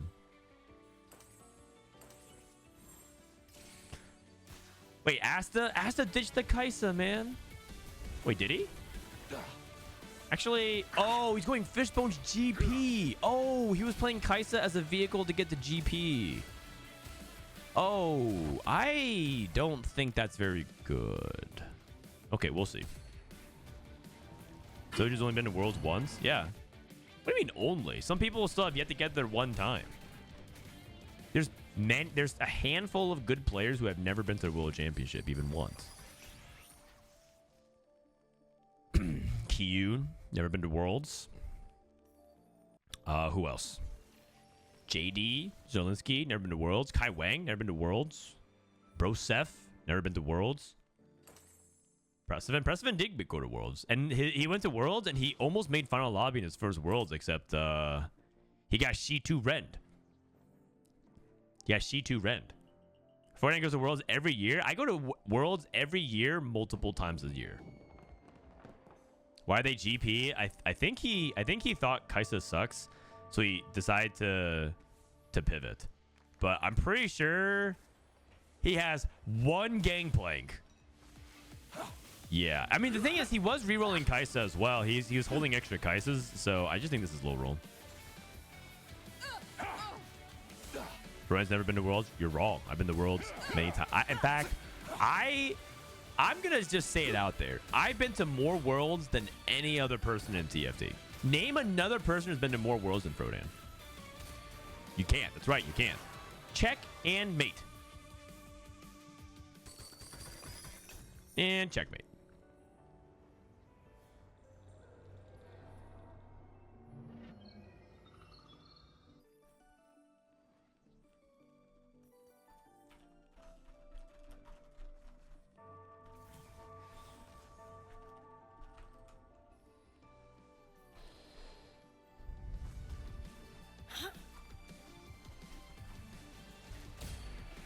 Okay, sorry. I got an ask to play a game called Chess Arena. It's like a chess game made by the Bopster sisters or something like that, or like I think they're backing it. Anyways, I'm busy with regionals. I'm not sure if I can make it, but they asked to do it this weekend, and I'm like, ah, man, this weekend is just like these next 2 weekends are pretty rough for timing. So, what would it take to get Frodan to play in Pro TFT? Me? I think it has to be something like it's lucrative enough for me to pursue pro play on a serious level. I think that my pro play, I don't think I would ever be at the level of, you know, Dish Soap and Setsuko and all of them and Wei and Iverson. But I think if I like asserted myself, you never know. Some people, the interesting thing about TFT is that you don't have to be the best player in the world to win. And that's actually a really good thing about competitive TFT, by the way, because that means that the best players are likely to win, but nothing is guaranteed. So that is exciting because you don't know the result. First of all, it's very boring to go into a tournament and you just know who's going to win. Look at like the most dominant parts of like CS and Smash Bros, for example, when people went on something stupid like 40-50 win streaks, and then just people were like, yeah, well, it's just boring. Anyways, that's a good part of TFT. So I could theoretically compete. I think I'd probably be basically like one. Like, do you guys think Tleyds could win Worlds? I think he could. I think I'd be one cut below that. At my best. Like pilot. Amazing. No, he can't. Pregnant. What? Is there any women in the pro player scene? I think there are in other regions. But not many, no. I would love to see more. I would love to see more women get involved. I mean, I guess like Rain Plosion, but she's kind of out of competing with TFT right now. She's taking a hiatus. There's definitely been women who have competed. But in general, there's not like many, which is a shame.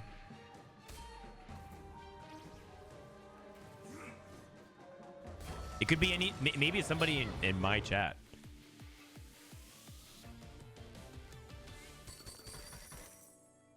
Did you happen to see the 1.8K LP Korean guy mech guide? I did, but I do feel the need to clarify that wasn't that guy writing the guide. It was a Grandmasters players who looked at his profile and made a guide after he one-tricked it.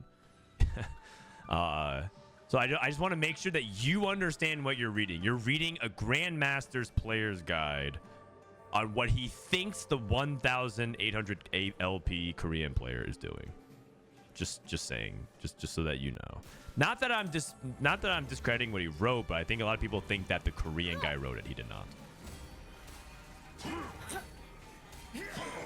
Okay, he did end up hitting Kaisa 3, by the way. Yeah, this guy might be going 8th. I think does not look very good.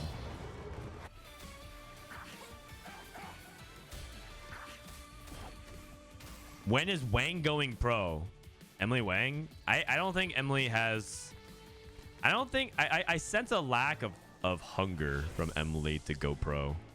Also, I don't think it's profitable for Emily to go pro because...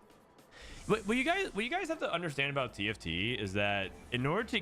You know how you have to like do the whole like... It takes... The first 80% is like 20% of the effort, and the last 20% is the 80% of the effort. In TFT, that continues to amplify the higher you go. If you want to move up one more like tier of play, you have to put in so much more work and effort to just get from like a mid challenger player to a high challenger player, and from the high challenger player to a top ladder player takes more effort. From a top ladder player to a good tournament player it takes more work, and from a good tournament player to the very best in the world takes even more work. And I would even say that there's a level of natural talent that is even required. I'm actually of the opinion these days, and maybe this is a hot take, but I think some of you guys in chat could definitely compete and get to Worlds if you asserted yourself.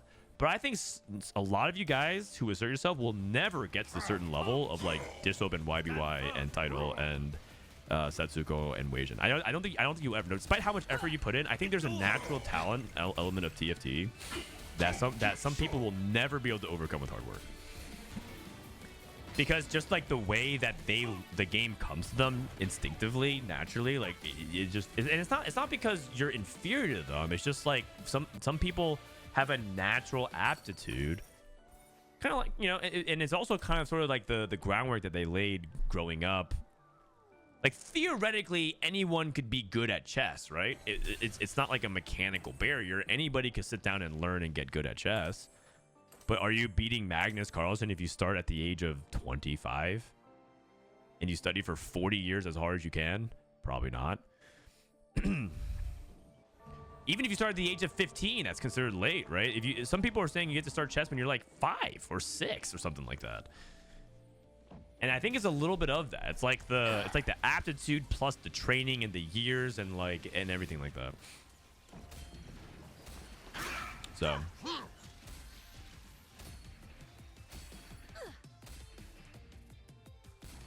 what was the cash out?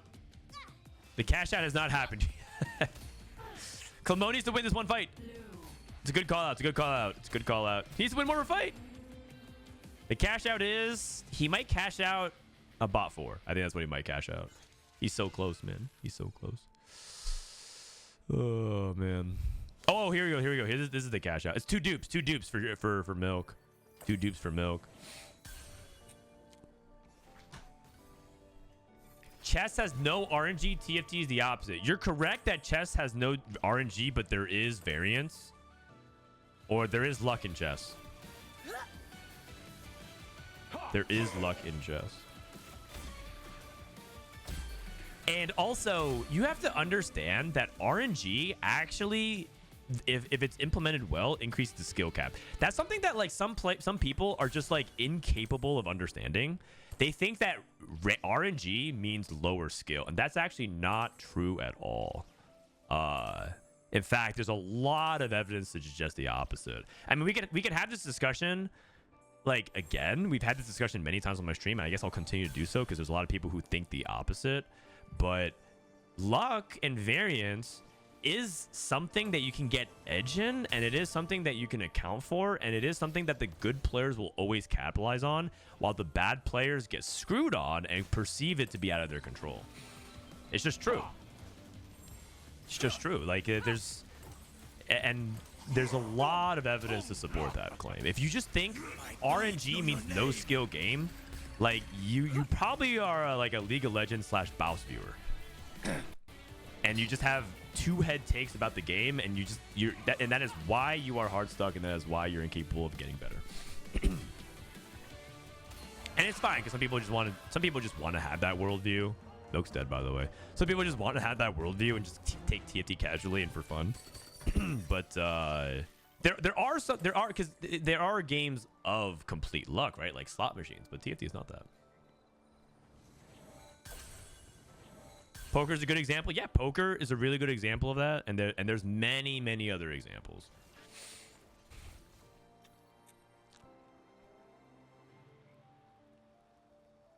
I'm 1900 USCF board chess. The concept of luck in chess is a misnomer. There's luck outside of chess, which can affect the game. Well, yeah, that's part of it, though. There's luck elements of chess. And listen, you know why I say that? Is because chess players tell me that. Respected chess players tell me that. Like there are chess and not just chess like players, chess influencers say that as well. Like I'm literally quoting the people that I see. Like I'm quoting people who talk about chess, man. And also not to mention that I think what's it called? There's like a version of chess that's getting more popular, where they randomize the back line. I think it's called like chess. Is it chess like 500 or something like that? Chess 360. There's like some kind of version of chess where they want to have variance. They want to have variance in the back line because openers become more dynamic if you randomize the back line. 960. Thank you. That's what it is.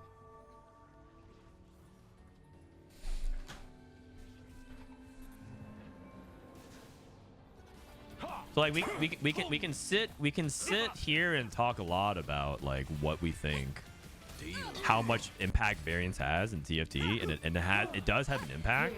It's also not like this 100% bar of like mutual exclusivity. TFT could be 70% luck and like 80% skill. I know it doesn't make sense. Clone never cashed out his warpath, by the way. It could be both. It's just like it's this relationship to agency. I think a lot of people just like think that luck is mutually exclusive to skill, and it's just not. It's just not.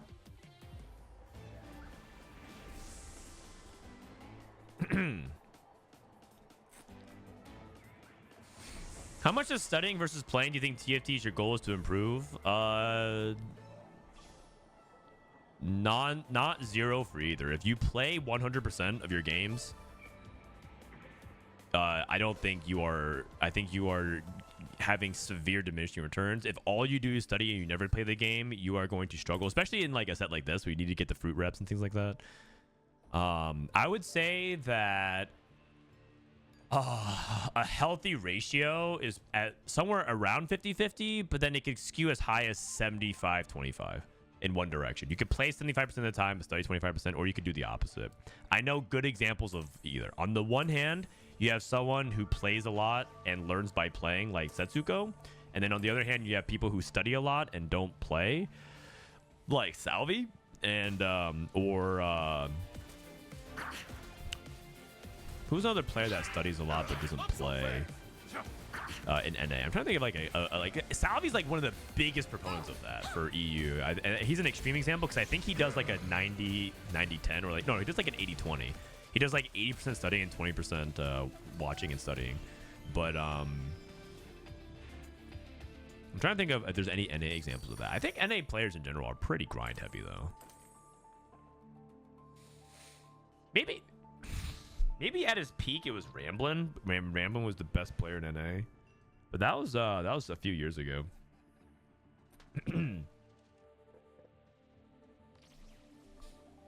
I think it depends on your definition of luck. In chess, there aren't uncertain outcomes of a choice. Yeah, fair enough. But again, that's not. But like people have this impression that the outcomes are deterministic, and they're not.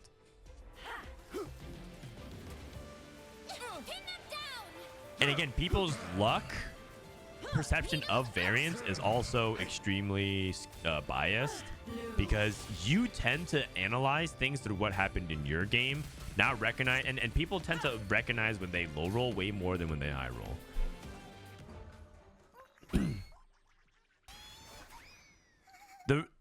In my opinion, TFT might be one of the best games ever at sort of like disguising variance. Or rather, it's just like hard. It's just really, really hard to track what exactly was the lucky and the unlucky moments that led to a specific outcome because so many things happen. Like the thing about TFT that's crazy, man, I'm is that more people are consistent and do well despite thousands, if not tens of thousands of variance things happening in a game. Like there are so many random things that happen in TFT. Your shops, your items, your augments, your matchmaking, your drops, the carousel. Like there's just like this item anvil. There's just so many things of variance. But making sense of that variance is what makes TFT really fascinating from a strategy perspective. And there's immense amount of skill. Like I actually don't even think it's entirely incorrect to say that TFT is like 90% luck, something like that. If you say something extreme like that, like I actually would back you up, but I will also say that it almost is like there's a ton of agency around it as well. Oh, the bear, thank you for 3 months.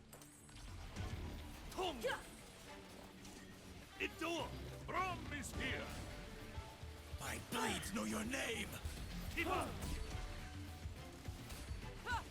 I'm not directly being negative towards the way you express certain opinions, but it feels like you're almost very certain to be right for a lot of the things that you say. And I was wondering if that's how it sounded or just because you're certain to be right.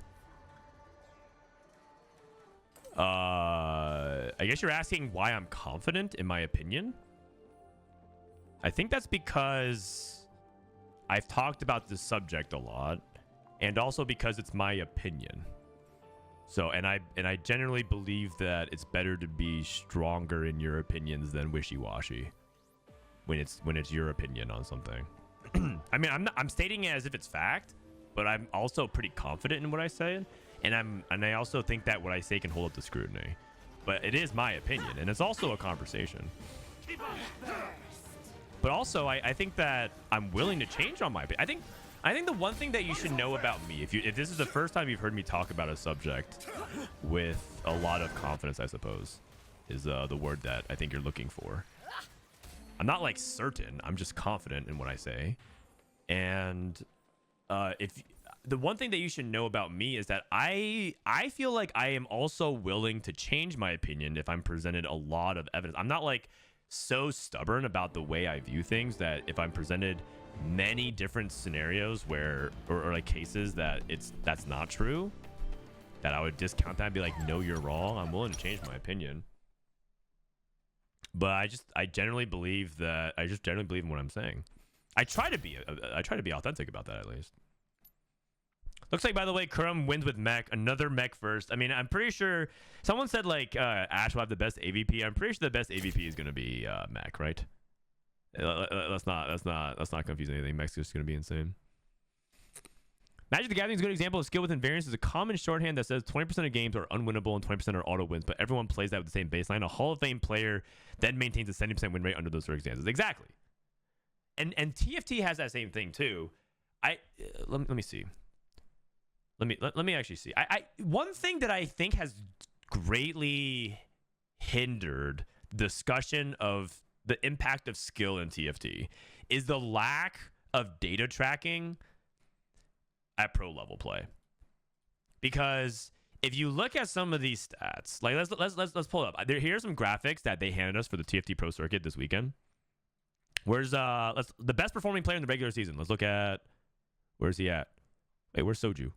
Look at, I mean, Dissoap. Dissoap has not had good stats so far this set. I want to look at like the best performing players. Oh, this is week one. Oh, right. Okay, well, here's all the week one players, and it turns out their stats are not looking good. Tunington has averaged a 5 so far. You would say that he has historically really done badly at TPC so far. These are all these players. It turns out that they perform the worst. Oh my God, a 5.8. Holy cow, a 5.8 AVP. That is not good. That is not good, you guys. Yikes. All right, well, I was going to use the inverse examples, the players that did well, but I wish that they tracked career AVP. I really want them to go back historically and track it, because it's just not possible for variants to be, and like TFT to be as luck driven as they say. But you look at the career AVP of Weijin and Setsuko and Dissoap, and you just look at that, and it's in the high 60s for top 4 rate, and their AVP is like a 3.9 to 4.0, and you're just like, that's just ridiculous. You can't do that if the game is actually as luck driven as it is. But like, but people always just can't stop naysaying. They're like, well, it is, because it's like this patch, all these different patches were like terrible, and the set was terrible and stuff like that. Sorry, I didn't mean to be bullying, guys. I'm not trying to pull up bad stats.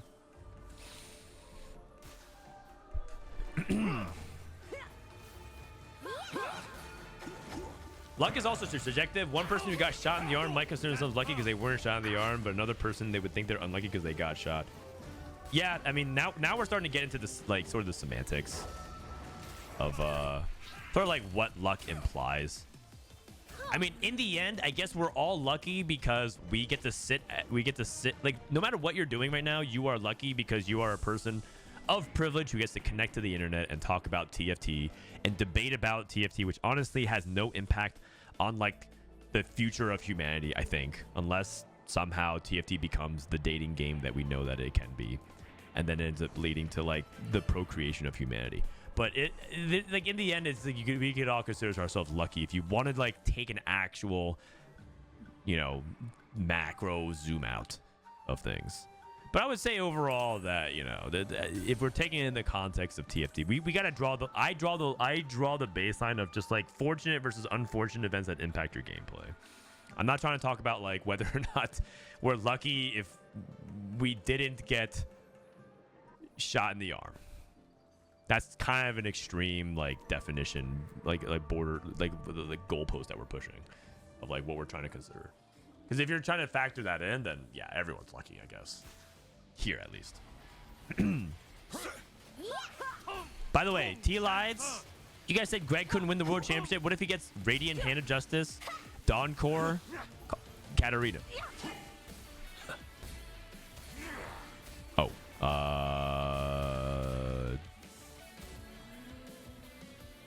you know what? That was a fluke. I think he's got this. Also, he's not playing a scaling. He's not playing a scaling power-up fruit, so he doesn't have that inevitability.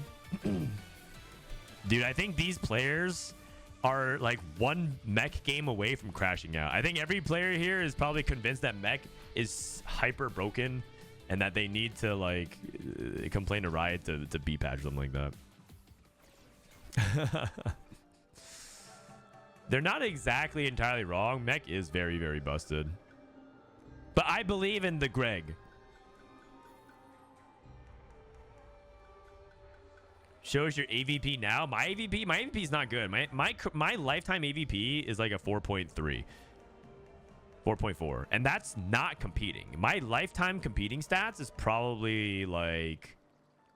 Well, actually, to be fair, a lot of my competitor stats are against weekend 1. Tactician's Trials / weekend 1 of Cups. And so my AVP actually in tournament might be pretty good. Because I think I generally compete against, on average, weaker opponents than the TPC field. Like, if you only compete... if you only compete in weekend 1, you're like Pompa from Hunter x Hunter. You're the rookie stomper.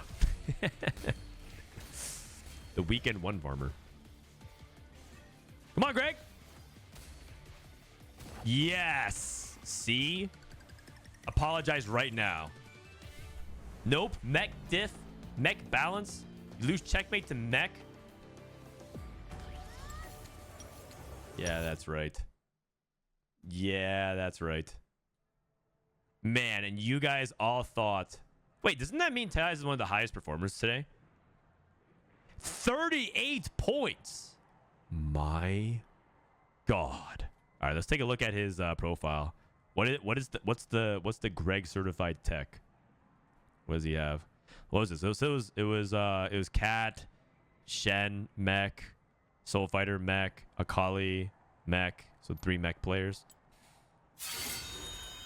The thing is, Mech is like way too contested. First, hold on. First with Cat. First with Volibear. 3. Okay. 6th with Fast 9 TF. Oh, Varus. 2nd with Volibear.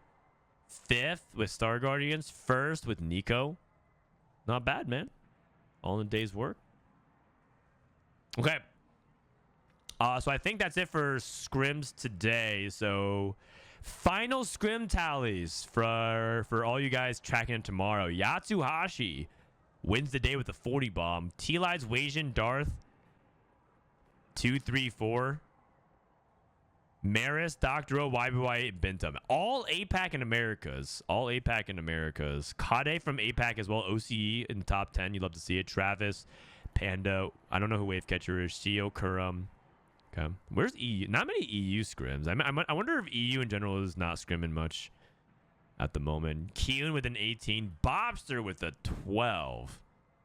Damn. Okay, well, that's okay. It's one day. It's one day. It's only one set of scrims. No worries. Okay. So what we're going to do is that's the end of the scrim tournament. If you guys want to keep watching scrims, you can go watch whoever else is streaming scrims. I'm going to go and hop onto climbing EU. We got the Challenger NA yesterday, and it's time you guys hold on to your end of the bargain. I got Challenger back and on my first day back on NA. You guys will help climb me to Challenger in EU. You guys ready for that? We're gonna hold dual Challenger together, me and you. Nico AVP 1. I mean, I think the Nico hero augment's broken, especially if you get the good setup for it with RE3 and stuff. All right, Frodan EU West. Boom. The 5 families. God, man, I can't believe this happened. The Portland Trailblazers, Chauncey Billups charge. And by the way, I think the boys were on the Heat yesterday, and I think Terry Rozier getting charged, I think tanked their may have tanked their spread or whatever. What's it called? Like your rundown of whatever you were betting on, because they're not they just bet on like 5 things in a row.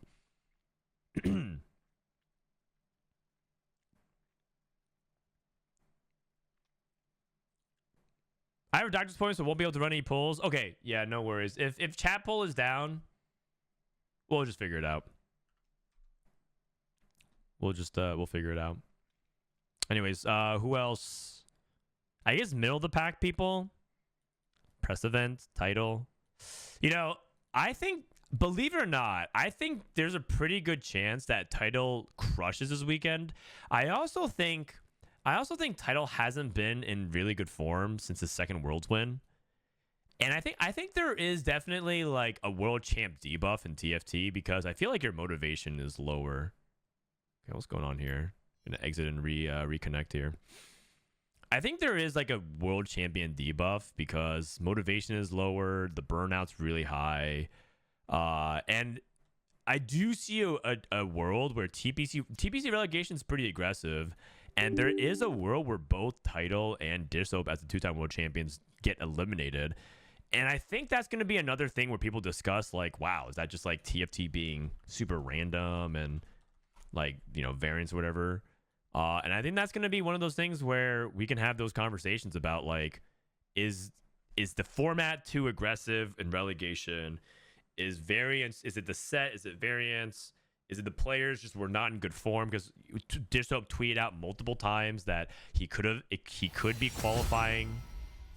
He could be qualifying if he was like a little bit better this set. He locked in a little bit more, things like that. Because Dish Soap missed out on week 1 by like a couple placements.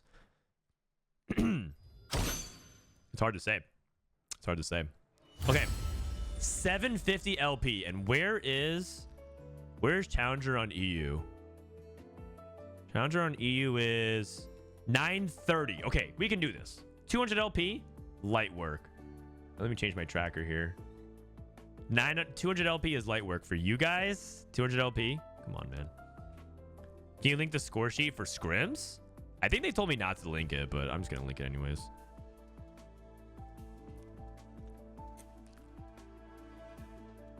I just think they're insanely burnt out.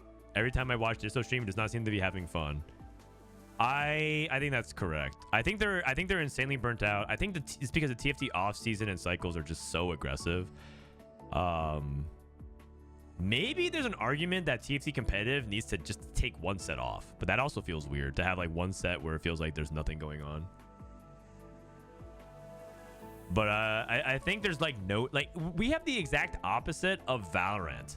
Valorant as a pro, you could play like what, like a few best of 5s or whatever, and then you're done for 6 months.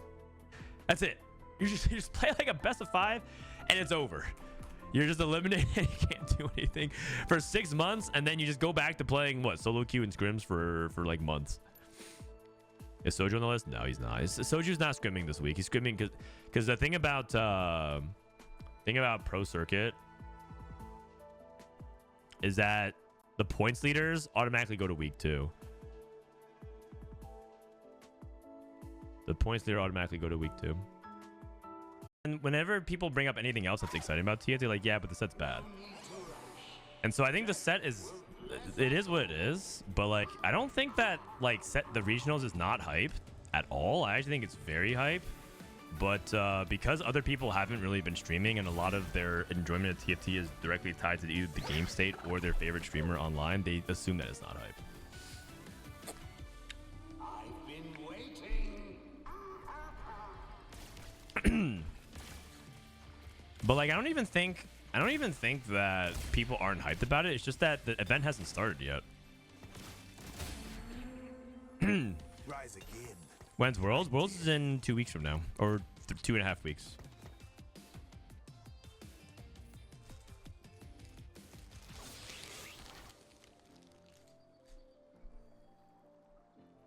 Look at us making new. Oh, I got Lucian too.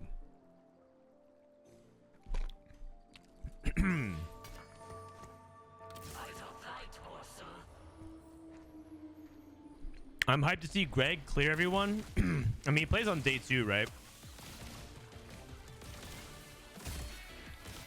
He plays on day 2. Look at us making new. Lucian. I have Lux with the Fury as well. The Fury 2. Okay. A reasonable tempo opener. Pretty solid. Do you use fruits to choose the drivers for mech? Yeah, you're supposed to basically remove off of whoever you think. You need to get a fruit onto one unit, then remove it to guarantee the second one. Because if you have one mech pilot, you are guaranteed to see mech pilot no matter what. Rise again. I dare you. Guess I'll just call into Garen here. Okay. Clear Mind, 2-trick, or Pandora's. Clear Mind, 2-trick, or Pandora's items. Okay, please vote in the chat what augment you think I should pick. 1, 2, or 3. Whichever you guys think is the most fun. Or good. All right, 3, 2, 1. All that shimmers. What am I playing with all that shimmers here? Is it say Gambler's Blade?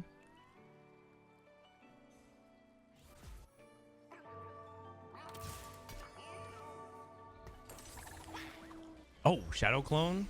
Oops, a little bit late.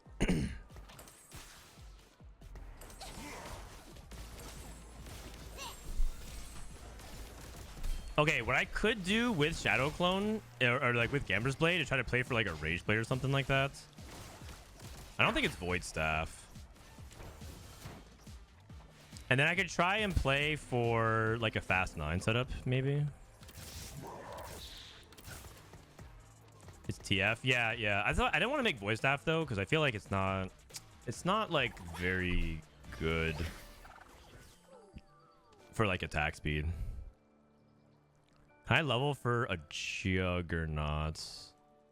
I mean, I should level. The better my frontline is, the better I'm likely to hold. The issue is I don't really have anything to play. So maybe I should just make gold instead. I don't know. It's kind of tough. I mean, I could level to play a cannon or something. Depends how much gold I get. Thankfully, it looks like a lot of people are taking it slow. The thing about reroll metas is that stage 2 people play really slow because stage 3 is when they spike.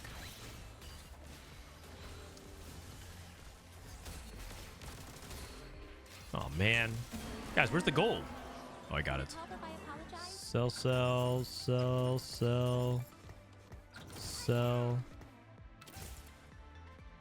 Why is Fast 9 good now? Well, they buffed a bunch of 5 costs repeatedly, patch after patch. And now they also buffed a couple of other really key pieces of things, like Rage Blade is very good as well. Although I don't think I'm actually going to get Rage Blade, huh? I can also take Red Buff, though. I can also take Nashers. But basically, the TLDR is they just buffed a lot of things about it. And they also nerfed some of the other things that are holding it down. But Fast 9 has already been pretty good for a pretty good amount of time. It just got even better, so... Okay, Shed and Hero Augment, Cooking Pot, Patient Study, Thorn Plated, Deadlier Caps, 2-Trick, and Scavenger. There's a double Callista trying to aim at my Lucian.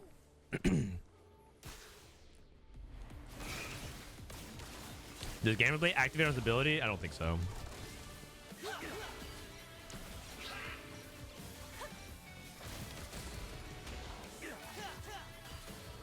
Okay, I got a couple gold. Wait, I actually think the ghost. Actually, I should have held on to the Gnar, huh? Like one Gnar over one cannon. I got baited by the sorcerer. What was I saying? I think my clone Lucian made all the gold. 0, 3. That's fine. I guess 1 gold a turn is not the end of the world.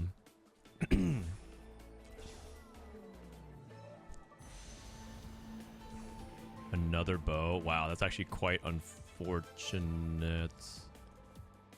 I guess I could take Nashers. Or should I take this belt? Sorry. I'm not going to make Nashers, though.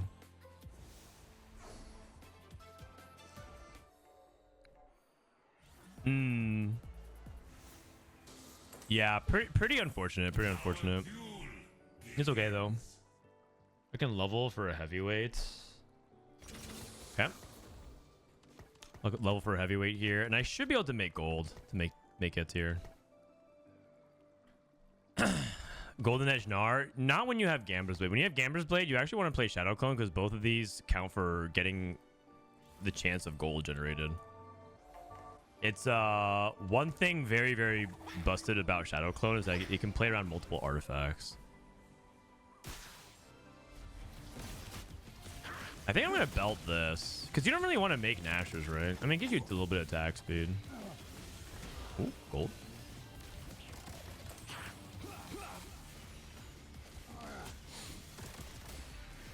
Nice. Belt diff. Actually, this belt was huge. That's a huge belt diff. Plus 2 gold. Any more gold? We'll take it. Is there anything else I could play? I could play Kog'Maw. I could play Kog'Maw from here if I wanted as well. It's also possible. Mech here. I also could do something pretty insane. Like I could just like reforge my items into like something. Like I could reforge my Gambler's Blade if I wanted to as well. I need to stop buying units. Buying units actually decreases my attack speed, so that's a mistake. This I should have bought this Udyr at the end. It's -3 attack speed. You can play Ash. Yeah, I could do that. Oh man, you know, I just realized that I almost 5-streak with this. 2 gold immediately. Okay. Yeah, I could play Ash. You know what? Honestly, we saw some Duelist Ash kind of cook. How they try. Are you excited for regionals? Yeah, I am. I legitimately am. If you're not excited for regionals, I don't want to hear it, honestly. I think actually I'm just like kind of tired of people being like super negative and just ruining the vibes, because I feel like people just are coming in and just being like, I'm not excited. I'm like, I don't care. Ooh, I don't care that you're not hyped for it. Like, who asked? Who asked? I'm just tired. I'm just tired of dealing with people who just like keep saying like, I'm not hyped for it. Like, I don't care. I don't care anymore, man. Okay, actually, can I play Ash here?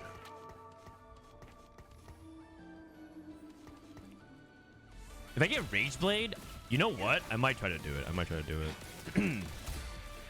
I got first today with 6 Duelist Ash.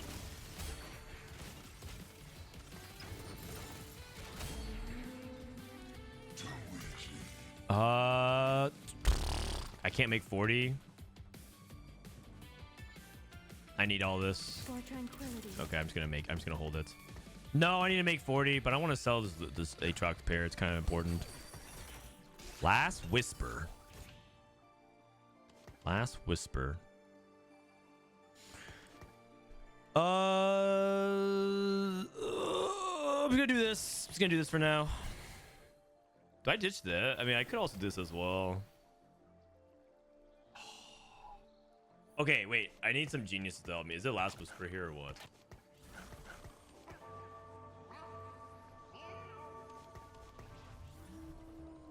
It probably is. It probably is. Because Last Whisper actually gives you some base stats as well.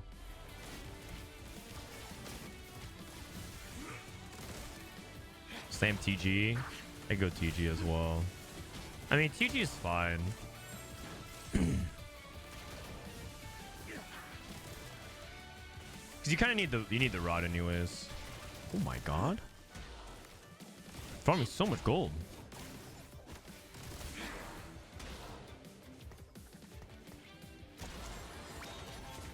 I mean, I have this duelist as well. I mean, I might actually be in a spot to play duelist.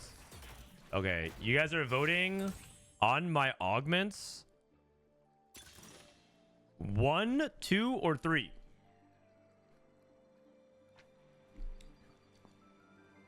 Ainsel, thanks for the 3 stream streak, man. Share your watch streak. Send a message in chat to celebrate your 3 stream streak. All right, here we go. 3, 2, 1. Golemnify. Great. Let's do it, man. Let's do it, man. Golemnify. Yeah. Hog Mao. Check this out. Check this out. Surge 66. Very pog.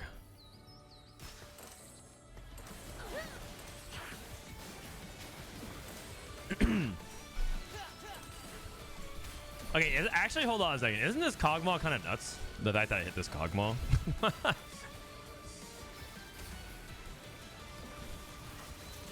I might be the best player alive. This is actually an insane pickup, if you really think about it. Is there some dark tech? Yes, but I'm not allowed to talk about it. There's right now I'm kind of in like neutral mode. I promised a lot of people that I would not leak anything about anything. So you know what? Actually, you know, just by saying that might imply something. So you know what? No, I have no. I'm not expecting any dark tech. I'm expecting nothing. One purpose. I'm expecting nothing, and I have nothing, and I'm an empty shell of myself. And I need your help. Please help me pick my correct augment.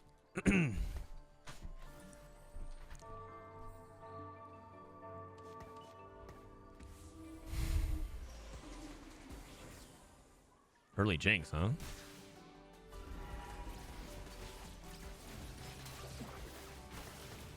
Okay, so if I have...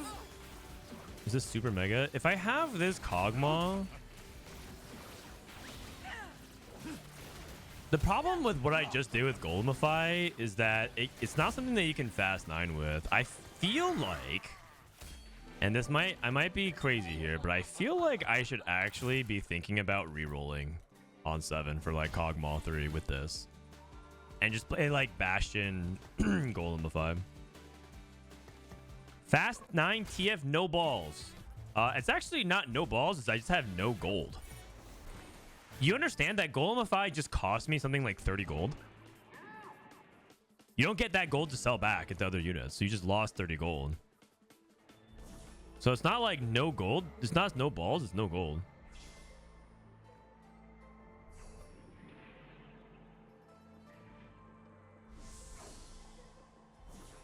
I'm last pick. I'm last pick, man.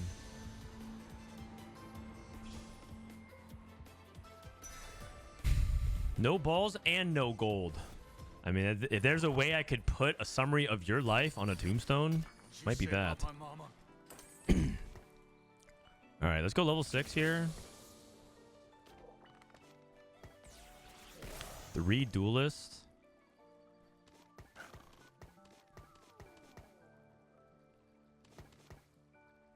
Maybe I should do... Was that too much, man? I think I should go Warmogs here, but... Because I go red buff as well. Oh, I just realized I have no Juggernaut, though.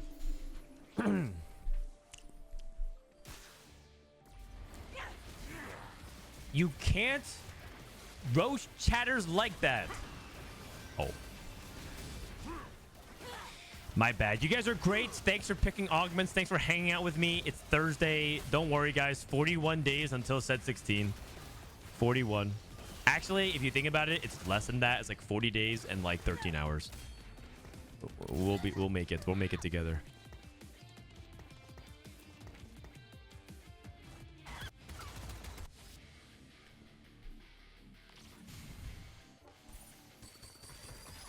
I think I'll take my chatting talents to a more thankful streamer.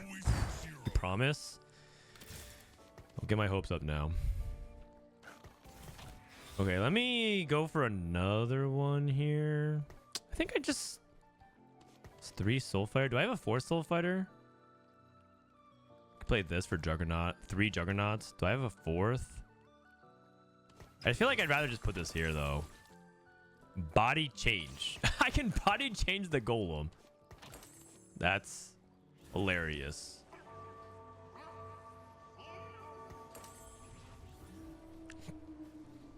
I guess I could go back to Juggernaut. I guess I could. I could theoretically get back into Juggernaut. So what am I supposed to do? Juggernaut Kog'Maw?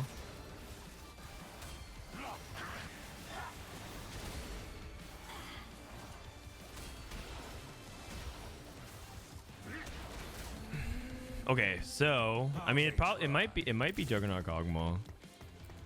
I'm just thinking, man. I'm just thinking, what can I actually play from here? It's like anything that requires level 9 is just off the table. Cause I'm so broke, man. I'm level 660 with a full streak. Jin 2. Soul Fighter. You know, Soul Fighter is actually not that bad. Soul Fighter is not that bad if with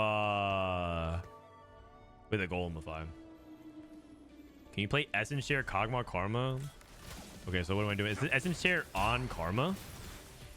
Am I looking for anything on Kog'Maw? Is it like Caretakers or Fairy Tail or something? Also, is it just sorcerers? Like what's the actual board? It's just screaming, punch me. Red buff. Red buff is good.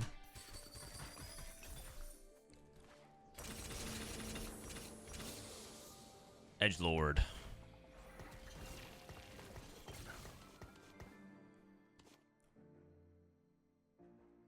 Oh, I did Essence Air on the Kog'Maw. Oh, yeah, that's gonna be pretty hard.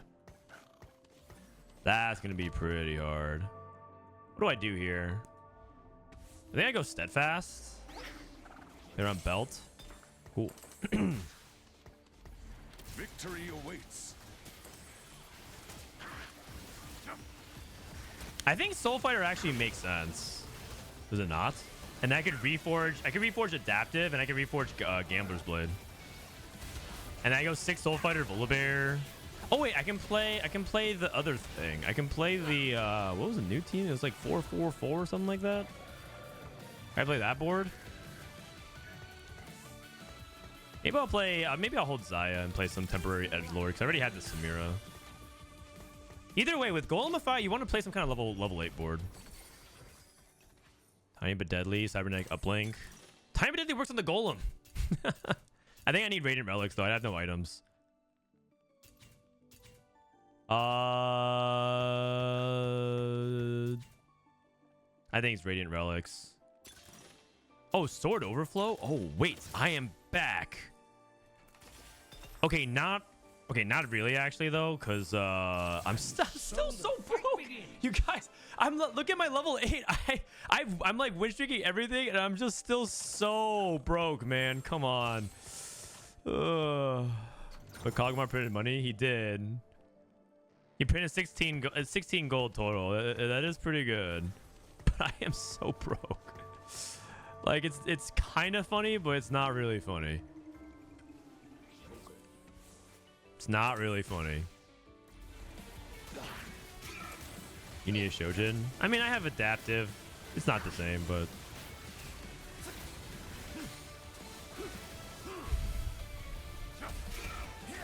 Guy has heavy as the crown. Okay. Do do do do do do do.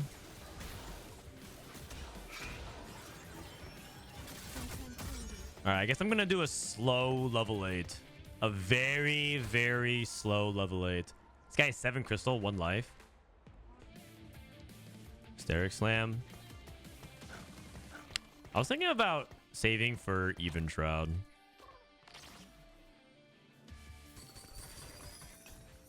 You don't play... I mean, I might just play Soul Fighter as well. I think I should hold it because there's a chance that it ends up just being, you know, Soul Fighter.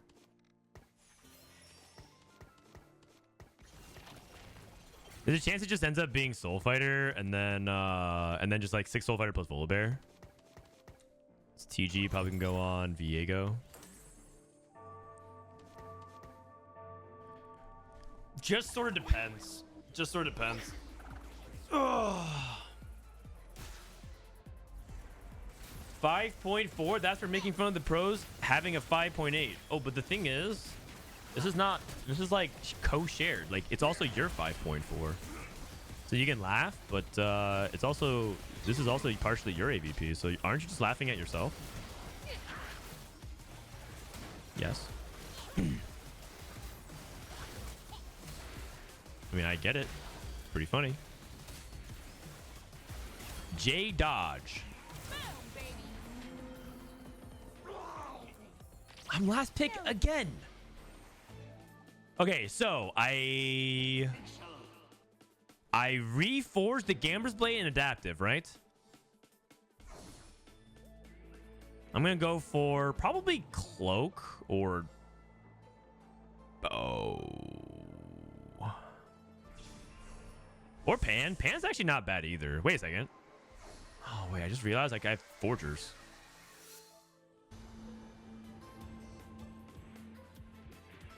Okay. So I'll take this. I don't want rods.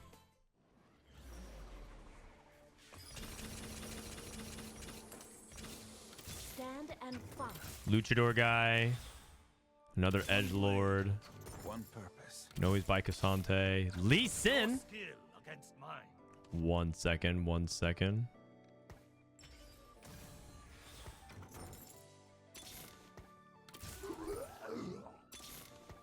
Do not hesitate.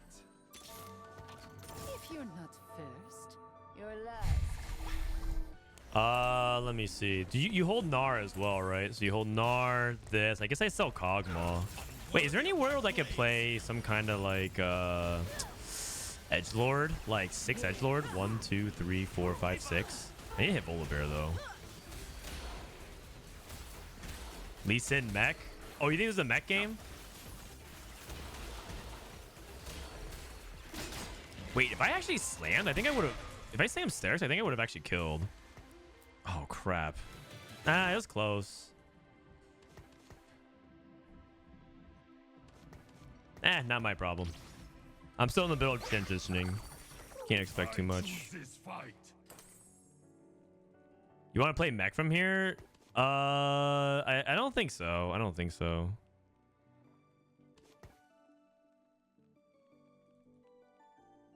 I mean, I have to sell this Kog'Maw anyways, right? I love a challenge. Let me reforge this into Gold Collector. Actually not bad. Gold Collector Samira.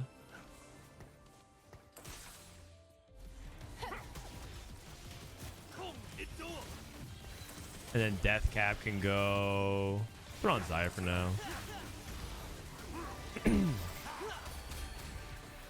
Okay, I actually kind of want to try this board though, like for real. I feel like it's actually worth trying to implement the 4-4-4 board, right? Like, I know we could try to play mech for sure. Like, it's probably even correct to try to do so, but I have like no Aatrox, no Lucians, nothing of that sort. I think that's like more boring. Let me just try to make this work. Okay, let me cook a little bit. I'm playing 4 Soul Fighter, 3 Edgelord. I got who's another Edgelord? Yasuo. Okay, so I can take this out.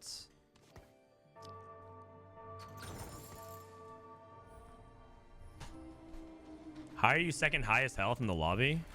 Oh, because, man, I don't mean to brag, but I'm a bit of a flex player myself.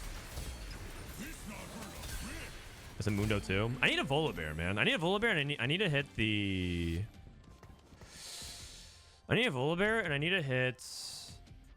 Braum. Now we prove our courage. Karma 2. Oh my gosh. Oh, I hit the Braum. Oh, that's why you don't give up. That's why you don't give up. Okay. So I have both of these. I can reforge.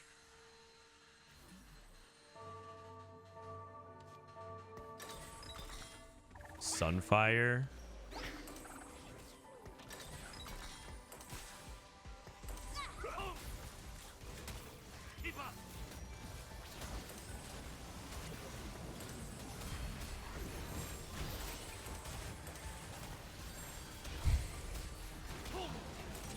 And then Edge of Knight. Okay. Wait, I'm 3 out of 4 Luchador. Oh, my Mundo's not in. My Mundo's not in. Samira! No! No! Nar! Nar! Nar! Nar! Oh my.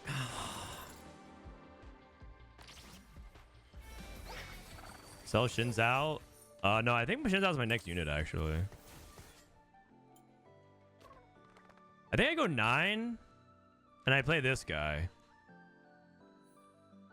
According to this board,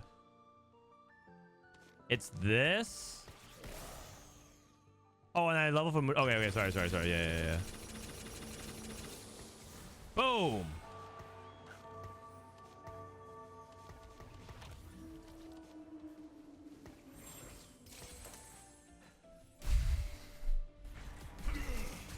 Okay. I am broke. I am dirt poor. Oh my god. This is my first time I played this gob. Sorry. So if it looks giga scuffed, it's because I'm just literally figuring it out right now. This guy is 2-star everything. Winning that previous fight would have been really nice. Hey, Crystal Gambit's dead. This guy has 7 sets, by the way.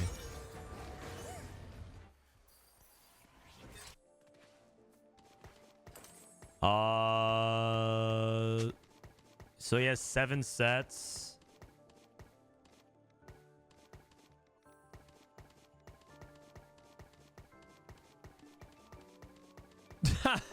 Like, how do you actually position this, man? Should I roll for Samira? Oh my god. My board is entirely 1-star. Oh man. Okay, he's on Shen 2 though. He has Shen 2, Volibear 2, and he pushed levels.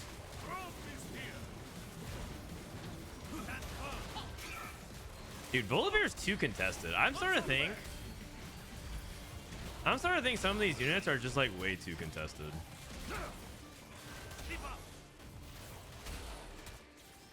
Like every time I try to play Volibear, I'm pretty sure I actually had a complete open lane to mech.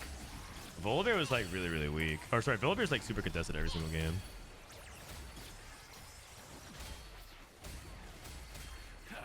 I mean, he's dead.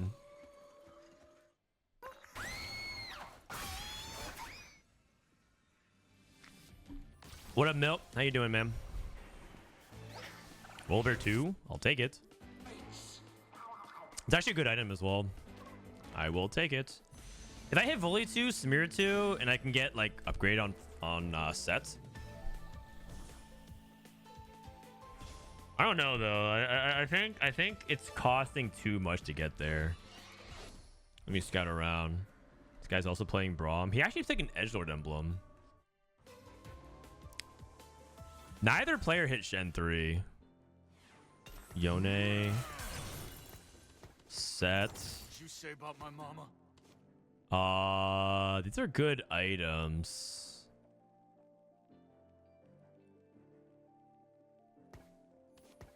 Also, I think I get off body change and put this on Volibear now.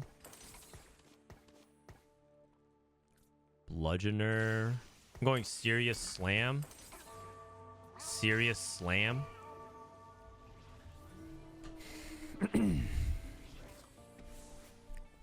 Okay.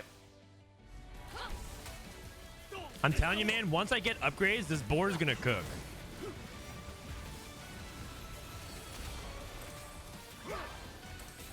Okay, I actually think I'm gonna go on a limb. If I actually get upgrades, I think I win the game. If I can finish my board, I think I can win the game. But I don't know if I can get there. It's gonna be hard. Look at that face. It's just screaming. Punch me. Do not hesitate. TF. Samira. I need Samira too right now. Gnar.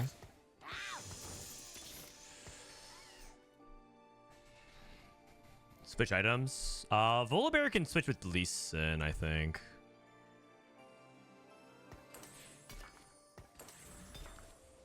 I think Volibear takes this. Sterix. Hodge.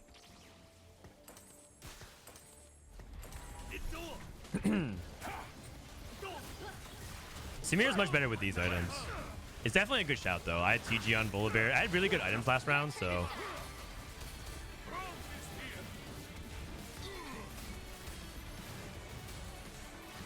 Oh my god. Wait, my board is actually really good. I just need the upgrades. If I hit the upgrades, it's over. If I hit the upgrades, it's actually completely over. This board is good. I see the vision. I see the vision. I just need to hit the board. Also, Shen 2 top 4? That's crazy, man. This guy hit Shen 2 and just pushed levels. Is this guy a beast? I mean, not a beast like me. I top 4'd with this setup. Man, dish soap, you goddamn genius.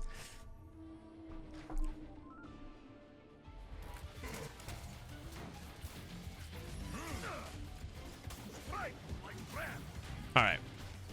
Just give me the Lee Sin 2, Braum 2, and the Samira 2, man. Come on. I won't even ask for the set 2. I already have my Golemnify. Just give me the goods. Just give me the goods. There it is, Lee. Come on. Come on. You me too. Lee Sin 2 is really good.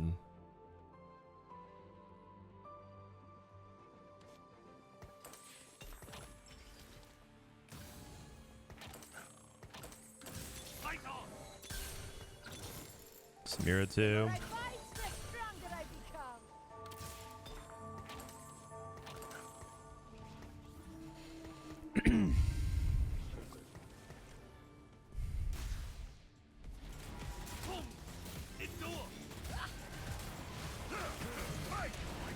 Okay, once I get another remover, I think I have to go double DB on Lee Sin.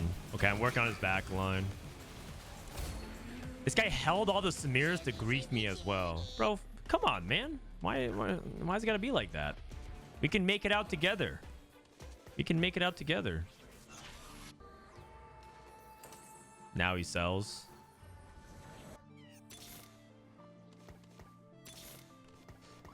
Let me see. Hold his Shen. At 9. Isn't this guy winning the game? I think this guy wins the game. I think this guy won the game. Sadly.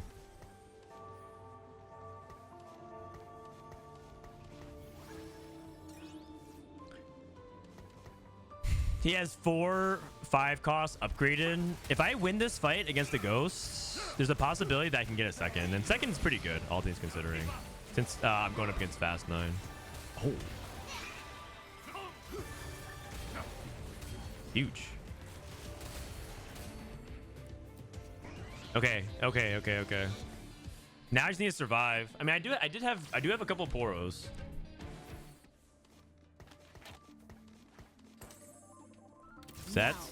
Sets 2.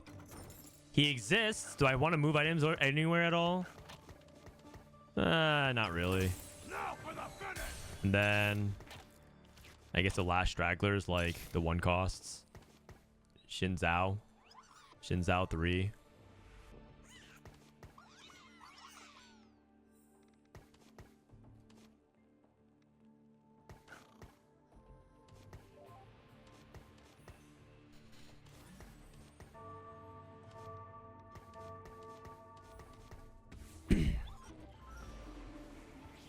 Okay, I need to get to the Seraphine as soon as possible. This is the weakest side for sure.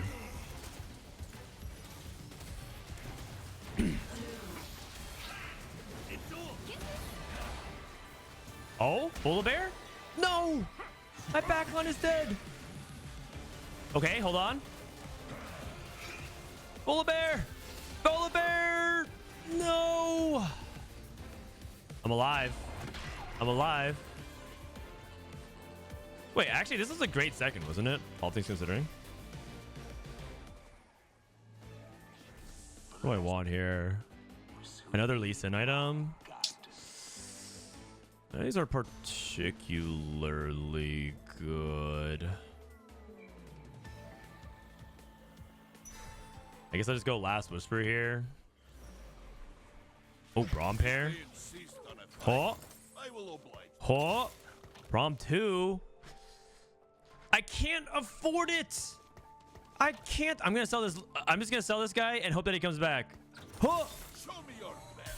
Huh? Huh? Hey. What you say about my mama? He's got the tech.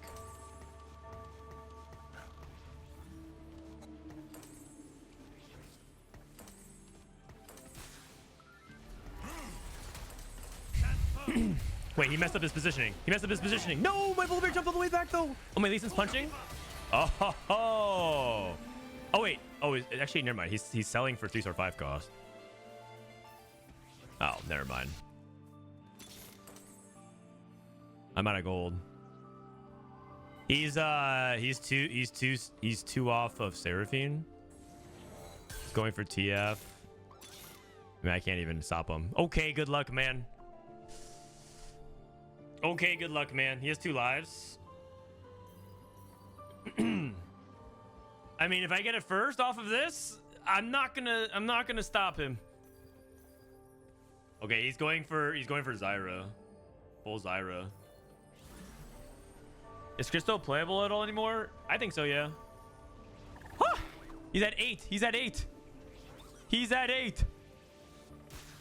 I mean, if he hits it, he deserves it. How's balance this patch? I would probably say that this is one of the best patches balance wise. Oh my god, he's at 1 life. Should I rat him or should I let him go for it? What do you guys think? I feel like he's just trying to make a duber and then he should have beat me. Let him hit. Yeah, I'll just let him hit. Like we'll see.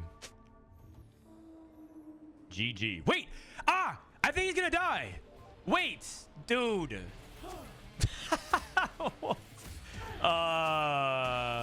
well. I think he rolled the 0 and then he lost the neutrals. Okay, well. Yeah, there it is. The Phoenix. Ah.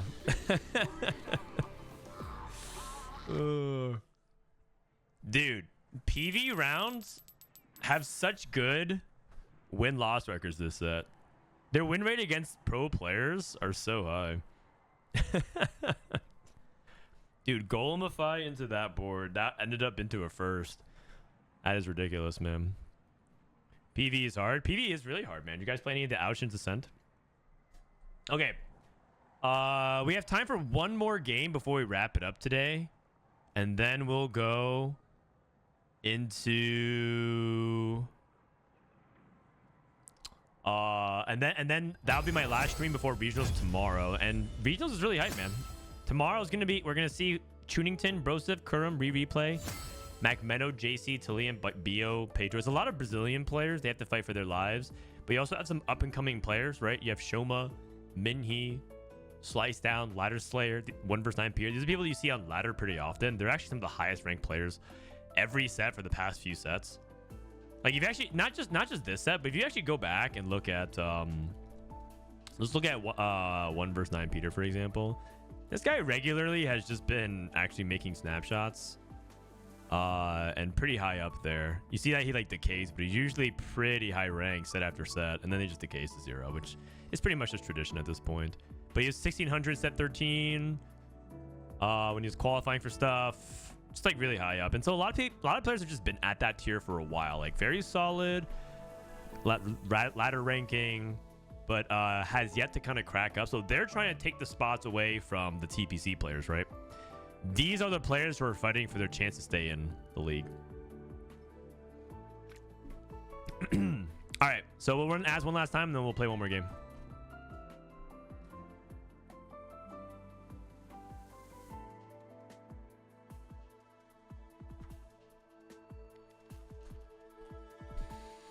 Wow, I got some. I got a very interesting message from Raito just now, but more on that in a little bit.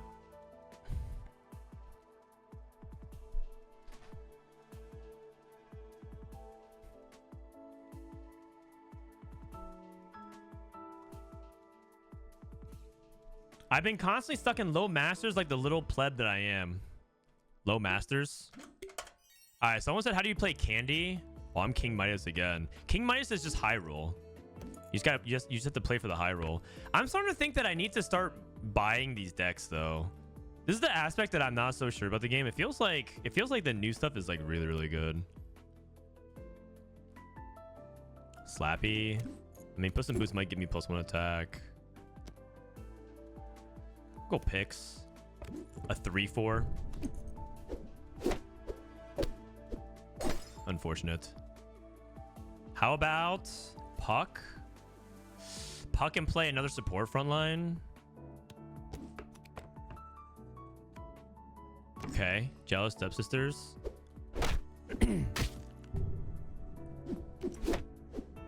And we tie. I get a quest. Looking good.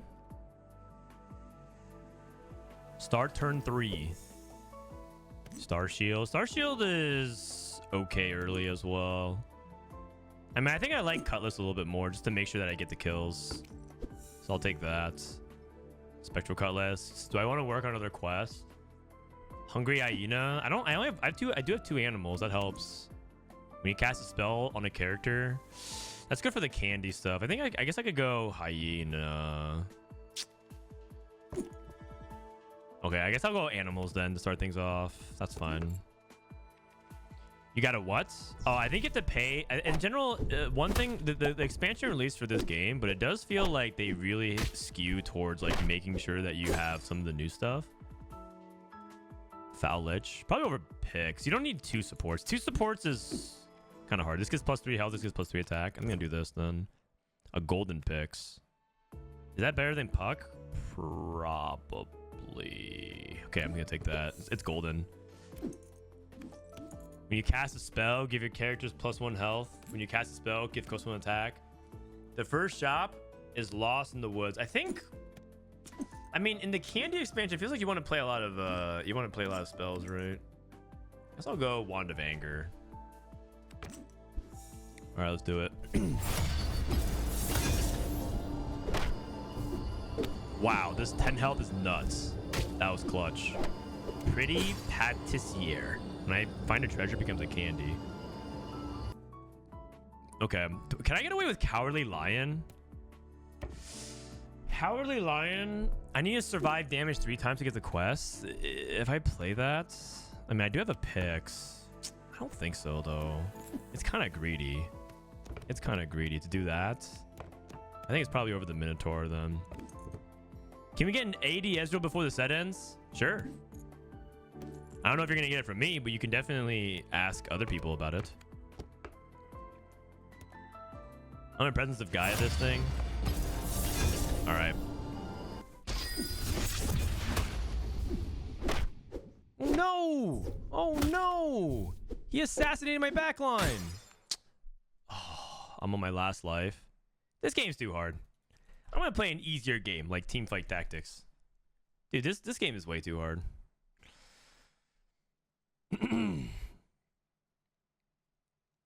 If you're stuck in low matches in TFT, A lot of the decisions that you make are just they're just not thought out well enough. Like, you probably have bits and pieces of things that you know about the game, but you need to put them all together.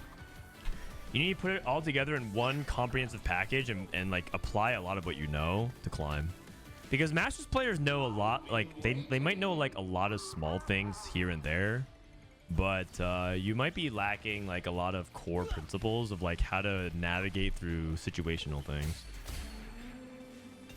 I may have won, but I still have a long way to go. Okay, so what do we have? We have a Yasuo. We have a Yasuo with a bow. Another fight, another fee.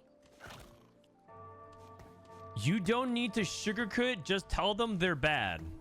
But that doesn't help them improve, though. I mean, they know they're bad. Like, there's no Masters players that thinks they're good. Who here is a Masters player and be like, no, I'm like legitimately good at the game? It doesn't help them to, like, some people are legitimately looking for help. So, like, telling people they're bad is like telling you that you're ugly. Like, you already know that. You don't need to, like, rub it in. Let's end this quick.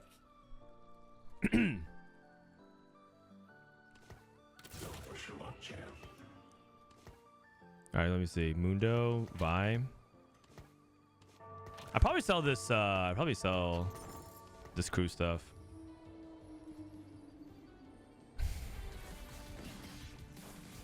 I'm diamond and I'm awesome. Well, yeah, you're awesome. I mean, not at TFT skills necessarily, but you're awesome. I agree with that. But I still have a All right, let's go ahead and start it. You can be awesome by helping me pick an augment to start things off. 1, 2, or 3. I'm golden. I think I'm the best. Sure. You know what? There is probably one person who is the best gold player in TFT. There has to be like one person who is the best at TFT within the gold ranks. And that could be you. All right, here we go. Knuckledusters. Man. Okay, this start is way better for Vi. Oh, blue buff. Blue buff. Not done yet. Mundo's pain always at 0.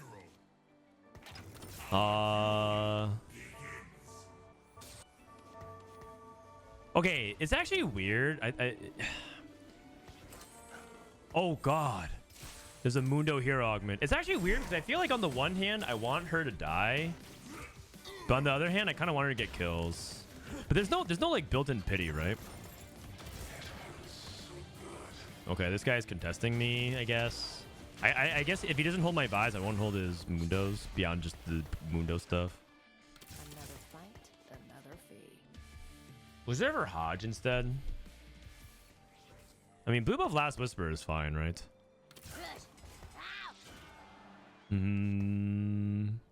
Sell. Blue buff Last Whisper is fine, and then you can actually play for Smolder items. Nothing wrong with that. Where the jugs at? Where the jugs at? Where do be the jugs? There they are.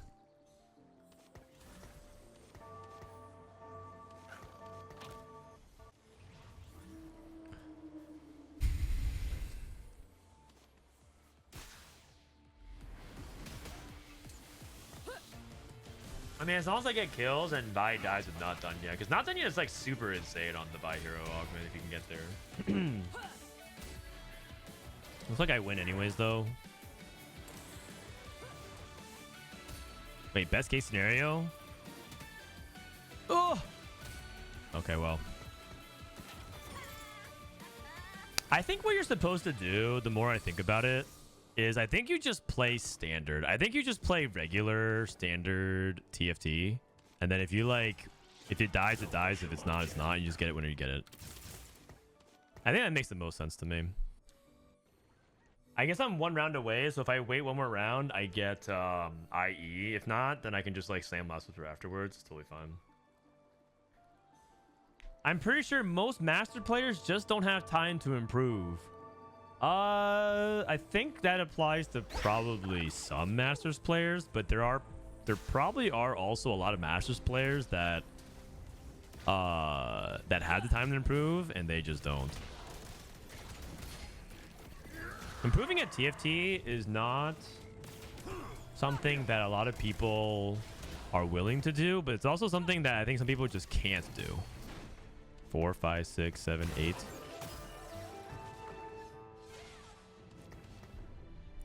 Like they just can't improve no matter how much, because they just lack the like ability to actually either stay disciplined and do it, or they lack like sort of other things around it, even if they have the time to do it.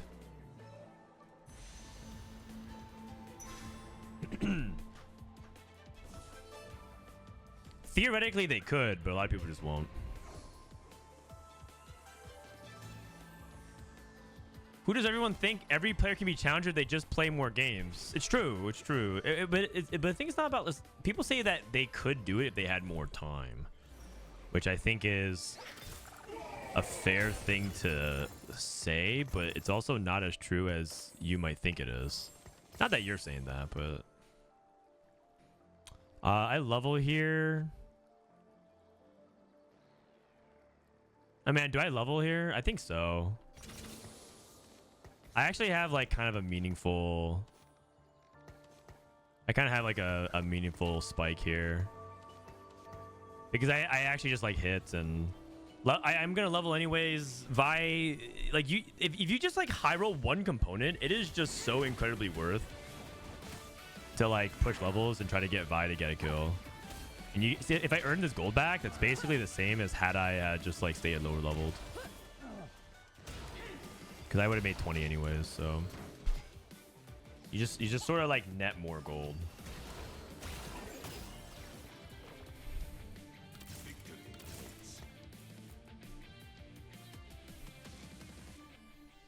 Even if they did, is it more about motivation or time? But the thing is, staying motivated is like a skill, especially when it comes to something competitive. Some of the thing that people tend to over fixate on like potential, because they think, oh, they could be so good if they had just worked hard. How many people can you think of that about your favorite sport? And it's like, okay, well, when it comes to competitive activity, the reality is this is where you're at, and if you could be better if you had put more time in, sure, but like applying yourself, working hard is like a skill set, and if you lack like the willpower and discipline to actually like if you have the free time, you have all the resources, availability, and you just like still can't find the motivation, I consider that like a lack of skill, but like in a different ways. But again, it's not like a bad thing. I'm not trying to like talk down on like Masters players. I just think that there's some players that just like don't want to improve and they can't. We're talking about specifically the Masters players who talk down to actually other Masters or other players and say, I could be X if I had Y. And I think that's I think they're lying to themselves in a lot of cases.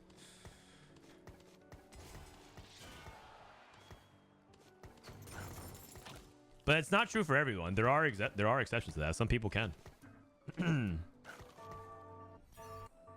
Oh wait, I forgot that I can actually have this die to the creep rounds. Oops, I am not locked in.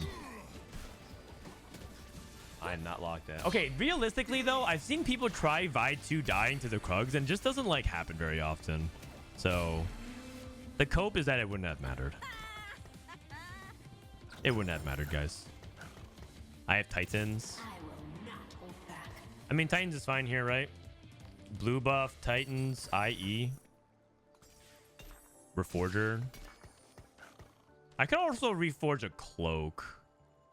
Yeah. What do you guys think about Sunfire? Usually you play Smolder in the back, but you can just play Kog'Maw instead.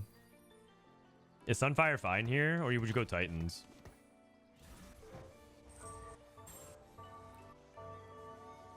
Manny Ramirez.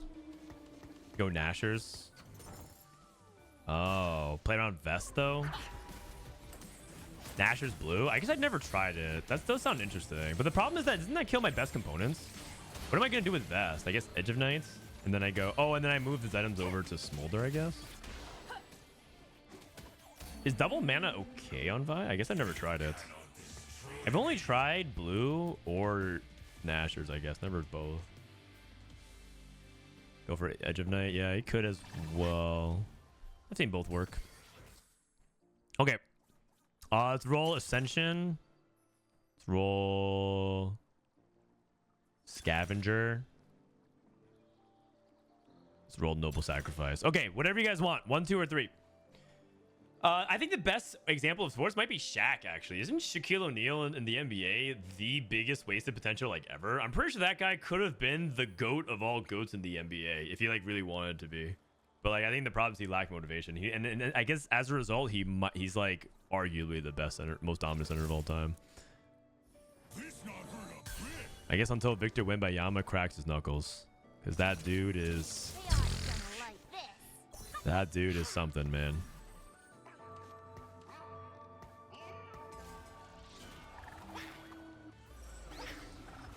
Alright, can you explain how little items work in Mech Pilot and the pilots? Which items work and are good? So look at Mech Pilot, and the trait will tell you what stats you get. Anything that gives you the base stats is good.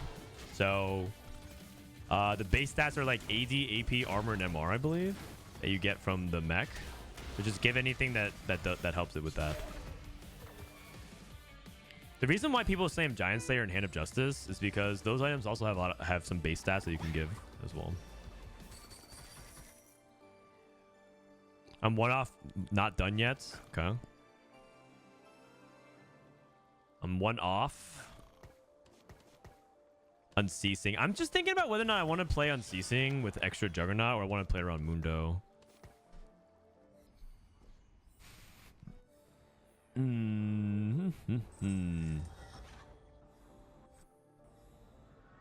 Heavyweight, Malzahar, Juggernaut. Oh, actually, I just realized that based off my positioning, Vi was getting targeted before this because I have 2 fighters. Shaq got told by Phil Jackson to not try hard most of the seasons. They can guarantee him 100% for the playoffs. Oh. When are regionals? Tomorrow at 1 p.m. Pacific. Oh, I got an item, finally. How about 2 items? 2 items. Unlucky. Okay, so I can go for a sword for Edge of Nights, and then I can move blue buff onto Smolder. Does that sound good? If not, I can go belt for Even Shroud and put that on Mundo. I think that's good. Both are good.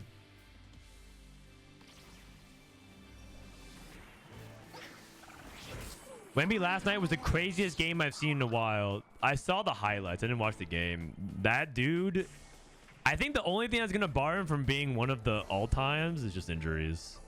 Which obviously you don't hope for, but...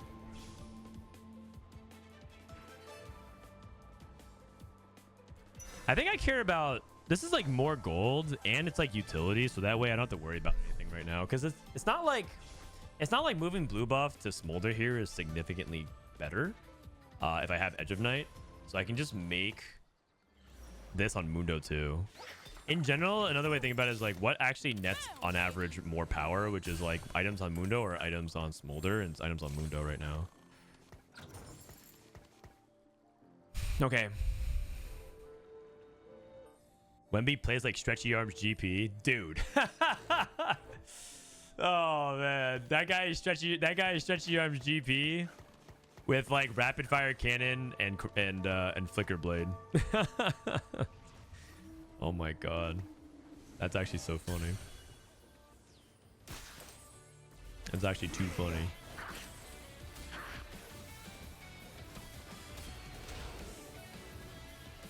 It's like Dawn Core, Flicker Blade, Stretchy Arms GP in his final year.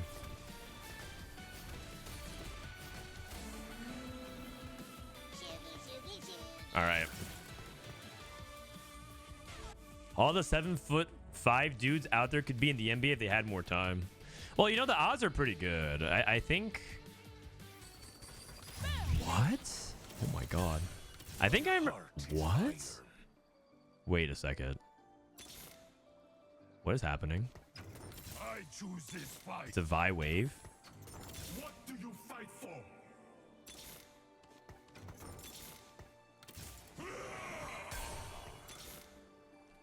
I'm just rolling with the wave. Always at zero. Okay, I'm stop rolling. I'm stop rolling. You can't roll that much. Tank Scylla.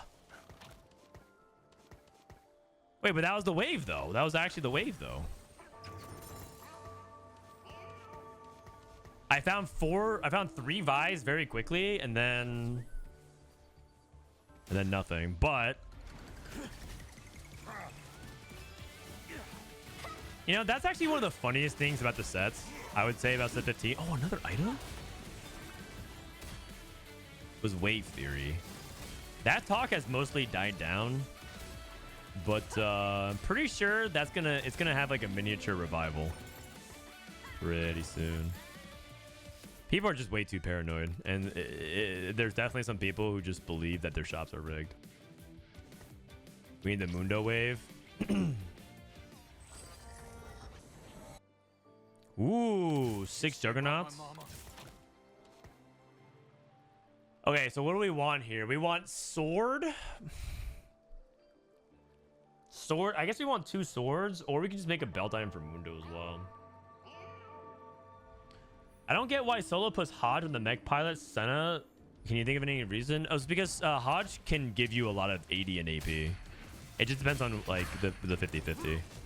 They gives you a lot of Omnivamp. Hodge has an opportunity to spike like a lot of stats. That's basically it. It's just Gamba. People love Gamba. Crown Guard. Probably Crown Guard Visage. A Prismatic Orb? Huh? Hold on a second. Hold on 1 second. I'll be right with you. What? Always at zero.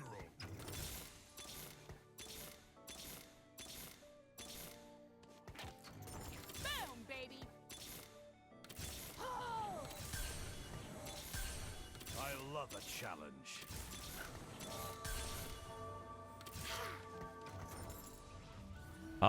Let me go Crown Guard. Visage. Everyone just spiked a lot. Also, I think I need to roll for the Vi 3 because I'm on a 3 streak, and if I win, I get some resources back. Also, as the game continues to go on, more and more people want Juggernauts. So I'm going to lose that grace period where people are not rolling.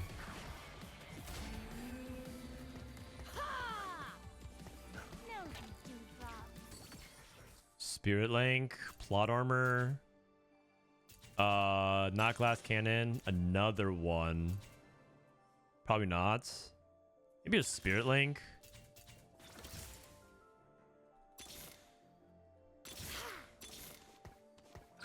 Mundo's pain always at zero. Should I just send here? Our duel. Smolder.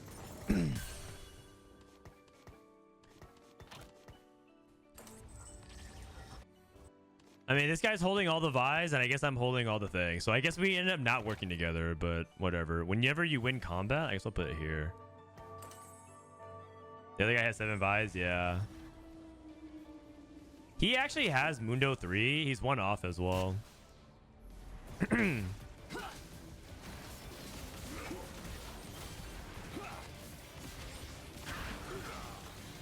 That's also part of the reason why it was important to roll. Because he was trying to contest it. If I could find a way to get dupes, that would be really good. Grant, do you think there should have been a B patch? I don't think so. I mean, what would you B patch? Light, dweeb. I mean, mech and fat. Even ooh, nice. Even if mech is too strong, it's not like if mech was too strong, it'd still be a fast 9. And if you nerf fast 9, then it's just become a reroll patch again. And then you can't like nerf all the rerolls and all the fast 9. That doesn't even make sense. That means you're just nerfing like 60, 70% of the set. So it's like I don't actually think. I don't know. I guess like I don't really think that there needs to be a B patch. It's not the best patch ever, but it's also not like I just don't think it's like necessary. You could buff, so buff Kai'Sa. You could buff like weak units, sure. You could do that. But like, is that necessary for a B patch? Or you could just buff the next patch as well?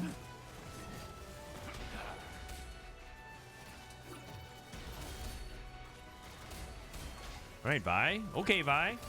No, I'm starting to see the vision of the Nasher. She casts pretty often.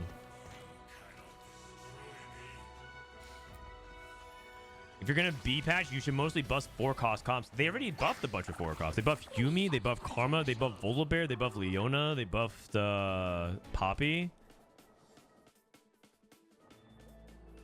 I mean, it does seem to be the case. There's a Vi here.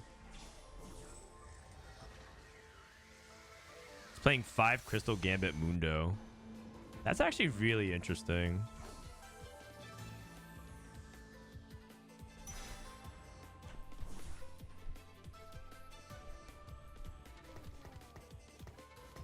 He's playing 5 Crystal Mundo, and he's trying to cash out of it.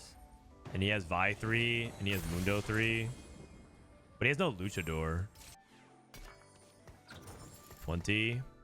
Should I go Titans here? It'd be Titans on Vi, and then what, like blue buff? Blue buff. I think I'm supposed to wait.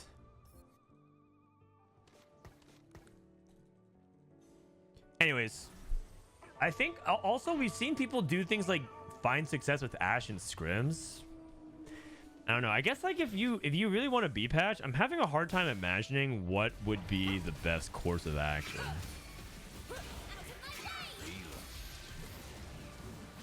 When are they gonna buff 1-cost? I don't think they need to buff 1-cost either. I think 1-costs are fine.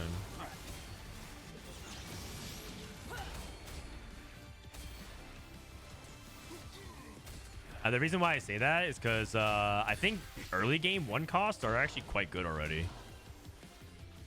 Oh no. Oh no, Mundo! Chop! Nice. Huge, huge, huge.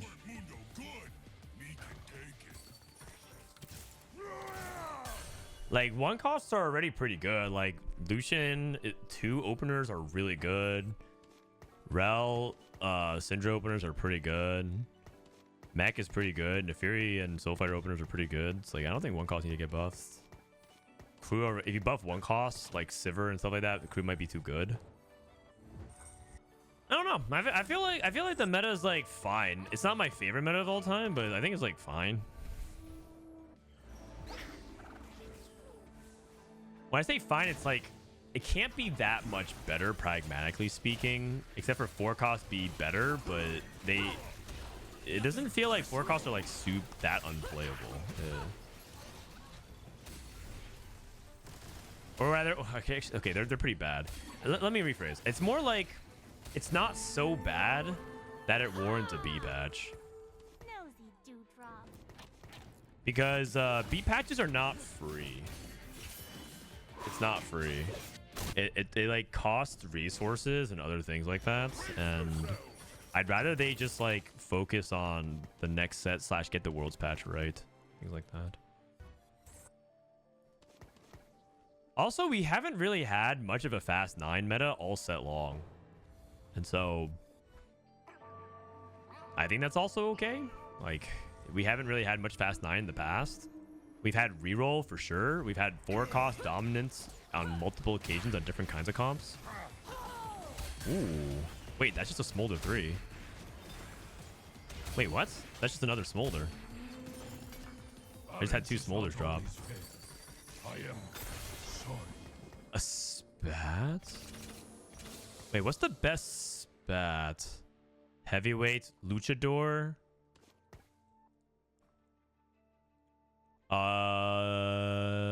Maybe a Luchador spat? Heavyweight, I don't have a forger. No sword.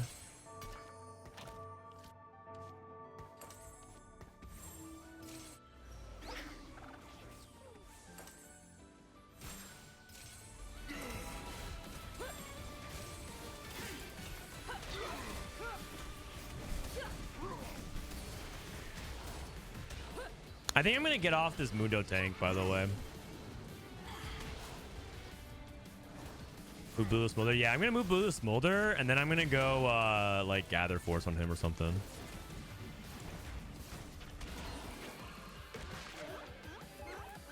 $48. Luchador, Duelist, Heavyweight. Man, no Edge of Night is actually really rough. That's actually unfortunate. 44. Efficient. Oh wait, is Demolitionist good? Ability stuns for, I mean, I feel like that's kind of okay. I can try it for a fight. See how it goes.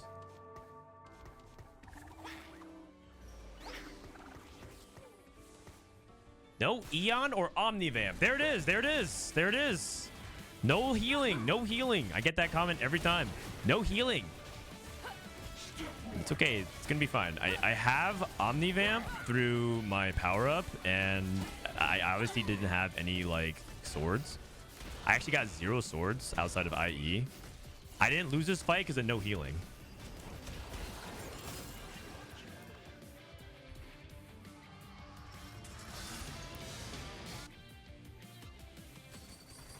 $44.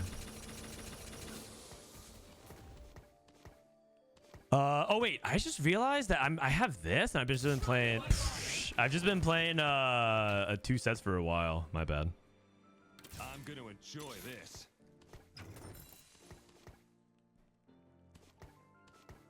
Okay, let me just move this onto set, I guess, for now.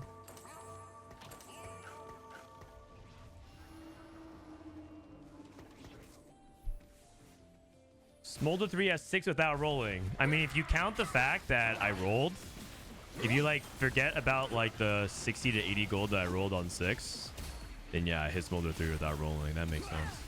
True. Riot Games. The Riot Special.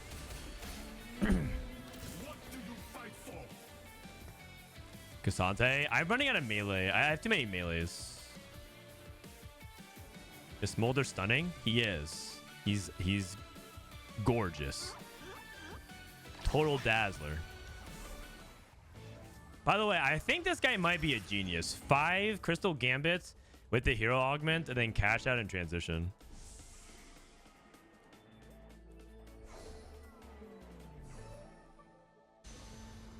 Man. How many forms of Last Whisper do you need? Last Whisper, Even Shroud. Okay.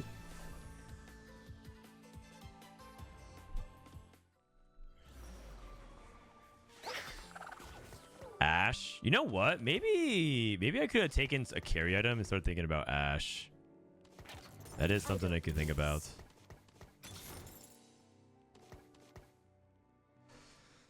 I am fairly certain though that, I mean, heavyweight's good. This doesn't do anything. I can do this. Can play Ash, I suppose.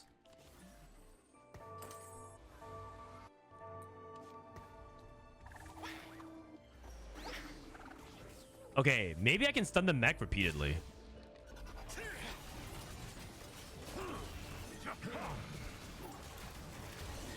Okay, mech stun. I mean, it looks like it is stunning. Oh, item. Come on, Smolder. Oh, there's the sword, man. The sword's so late. Look at that face. It's just screaming. 2 out of 3 crystal gambits. Sword is very, very late.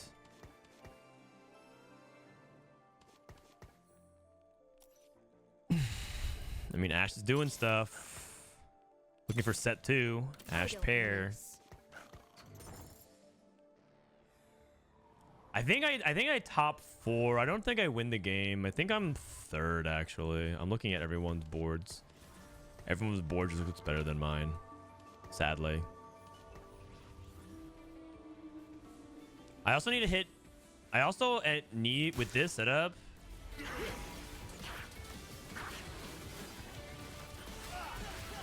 I need to hit Lee Sin on 8, which is just not going to happen, I think. Okay, Vi's on the same side. Come on, Vi, one more time. Oh, ha, ha. Yes, sir. That's a good top 4. Huge, huge, huge. Are all Mundos out of the pool? A lot of them are, yeah. A lot of them are. We actually lost. Oh, I lost the Janna player. Rom.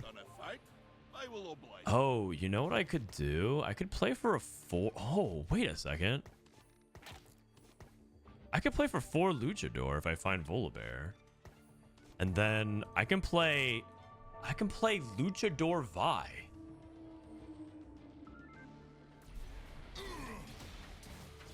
Hold on.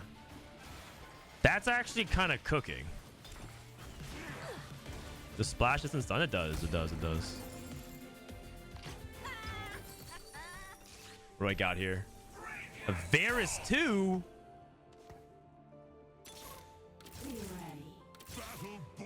Poppy. I can do this. 4 Luchador. Wait. Oh my god, my mouse stuck. My mouse got stuck. Sorry.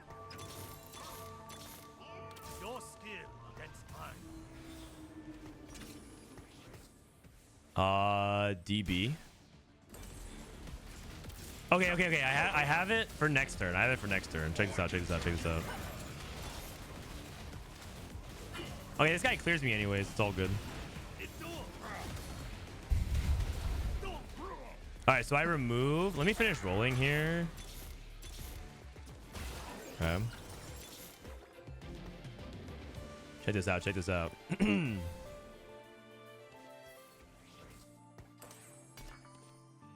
So I have Luchador, and then I have IE, then I have Nashers.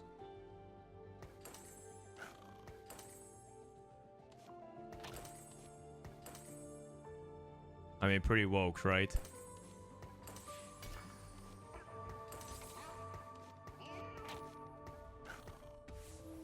Gather Force. Okay. Check it out, guys. Check it out. I mean, this is pretty cool. I have Luchador Vi. Come on, she's gonna cleanse.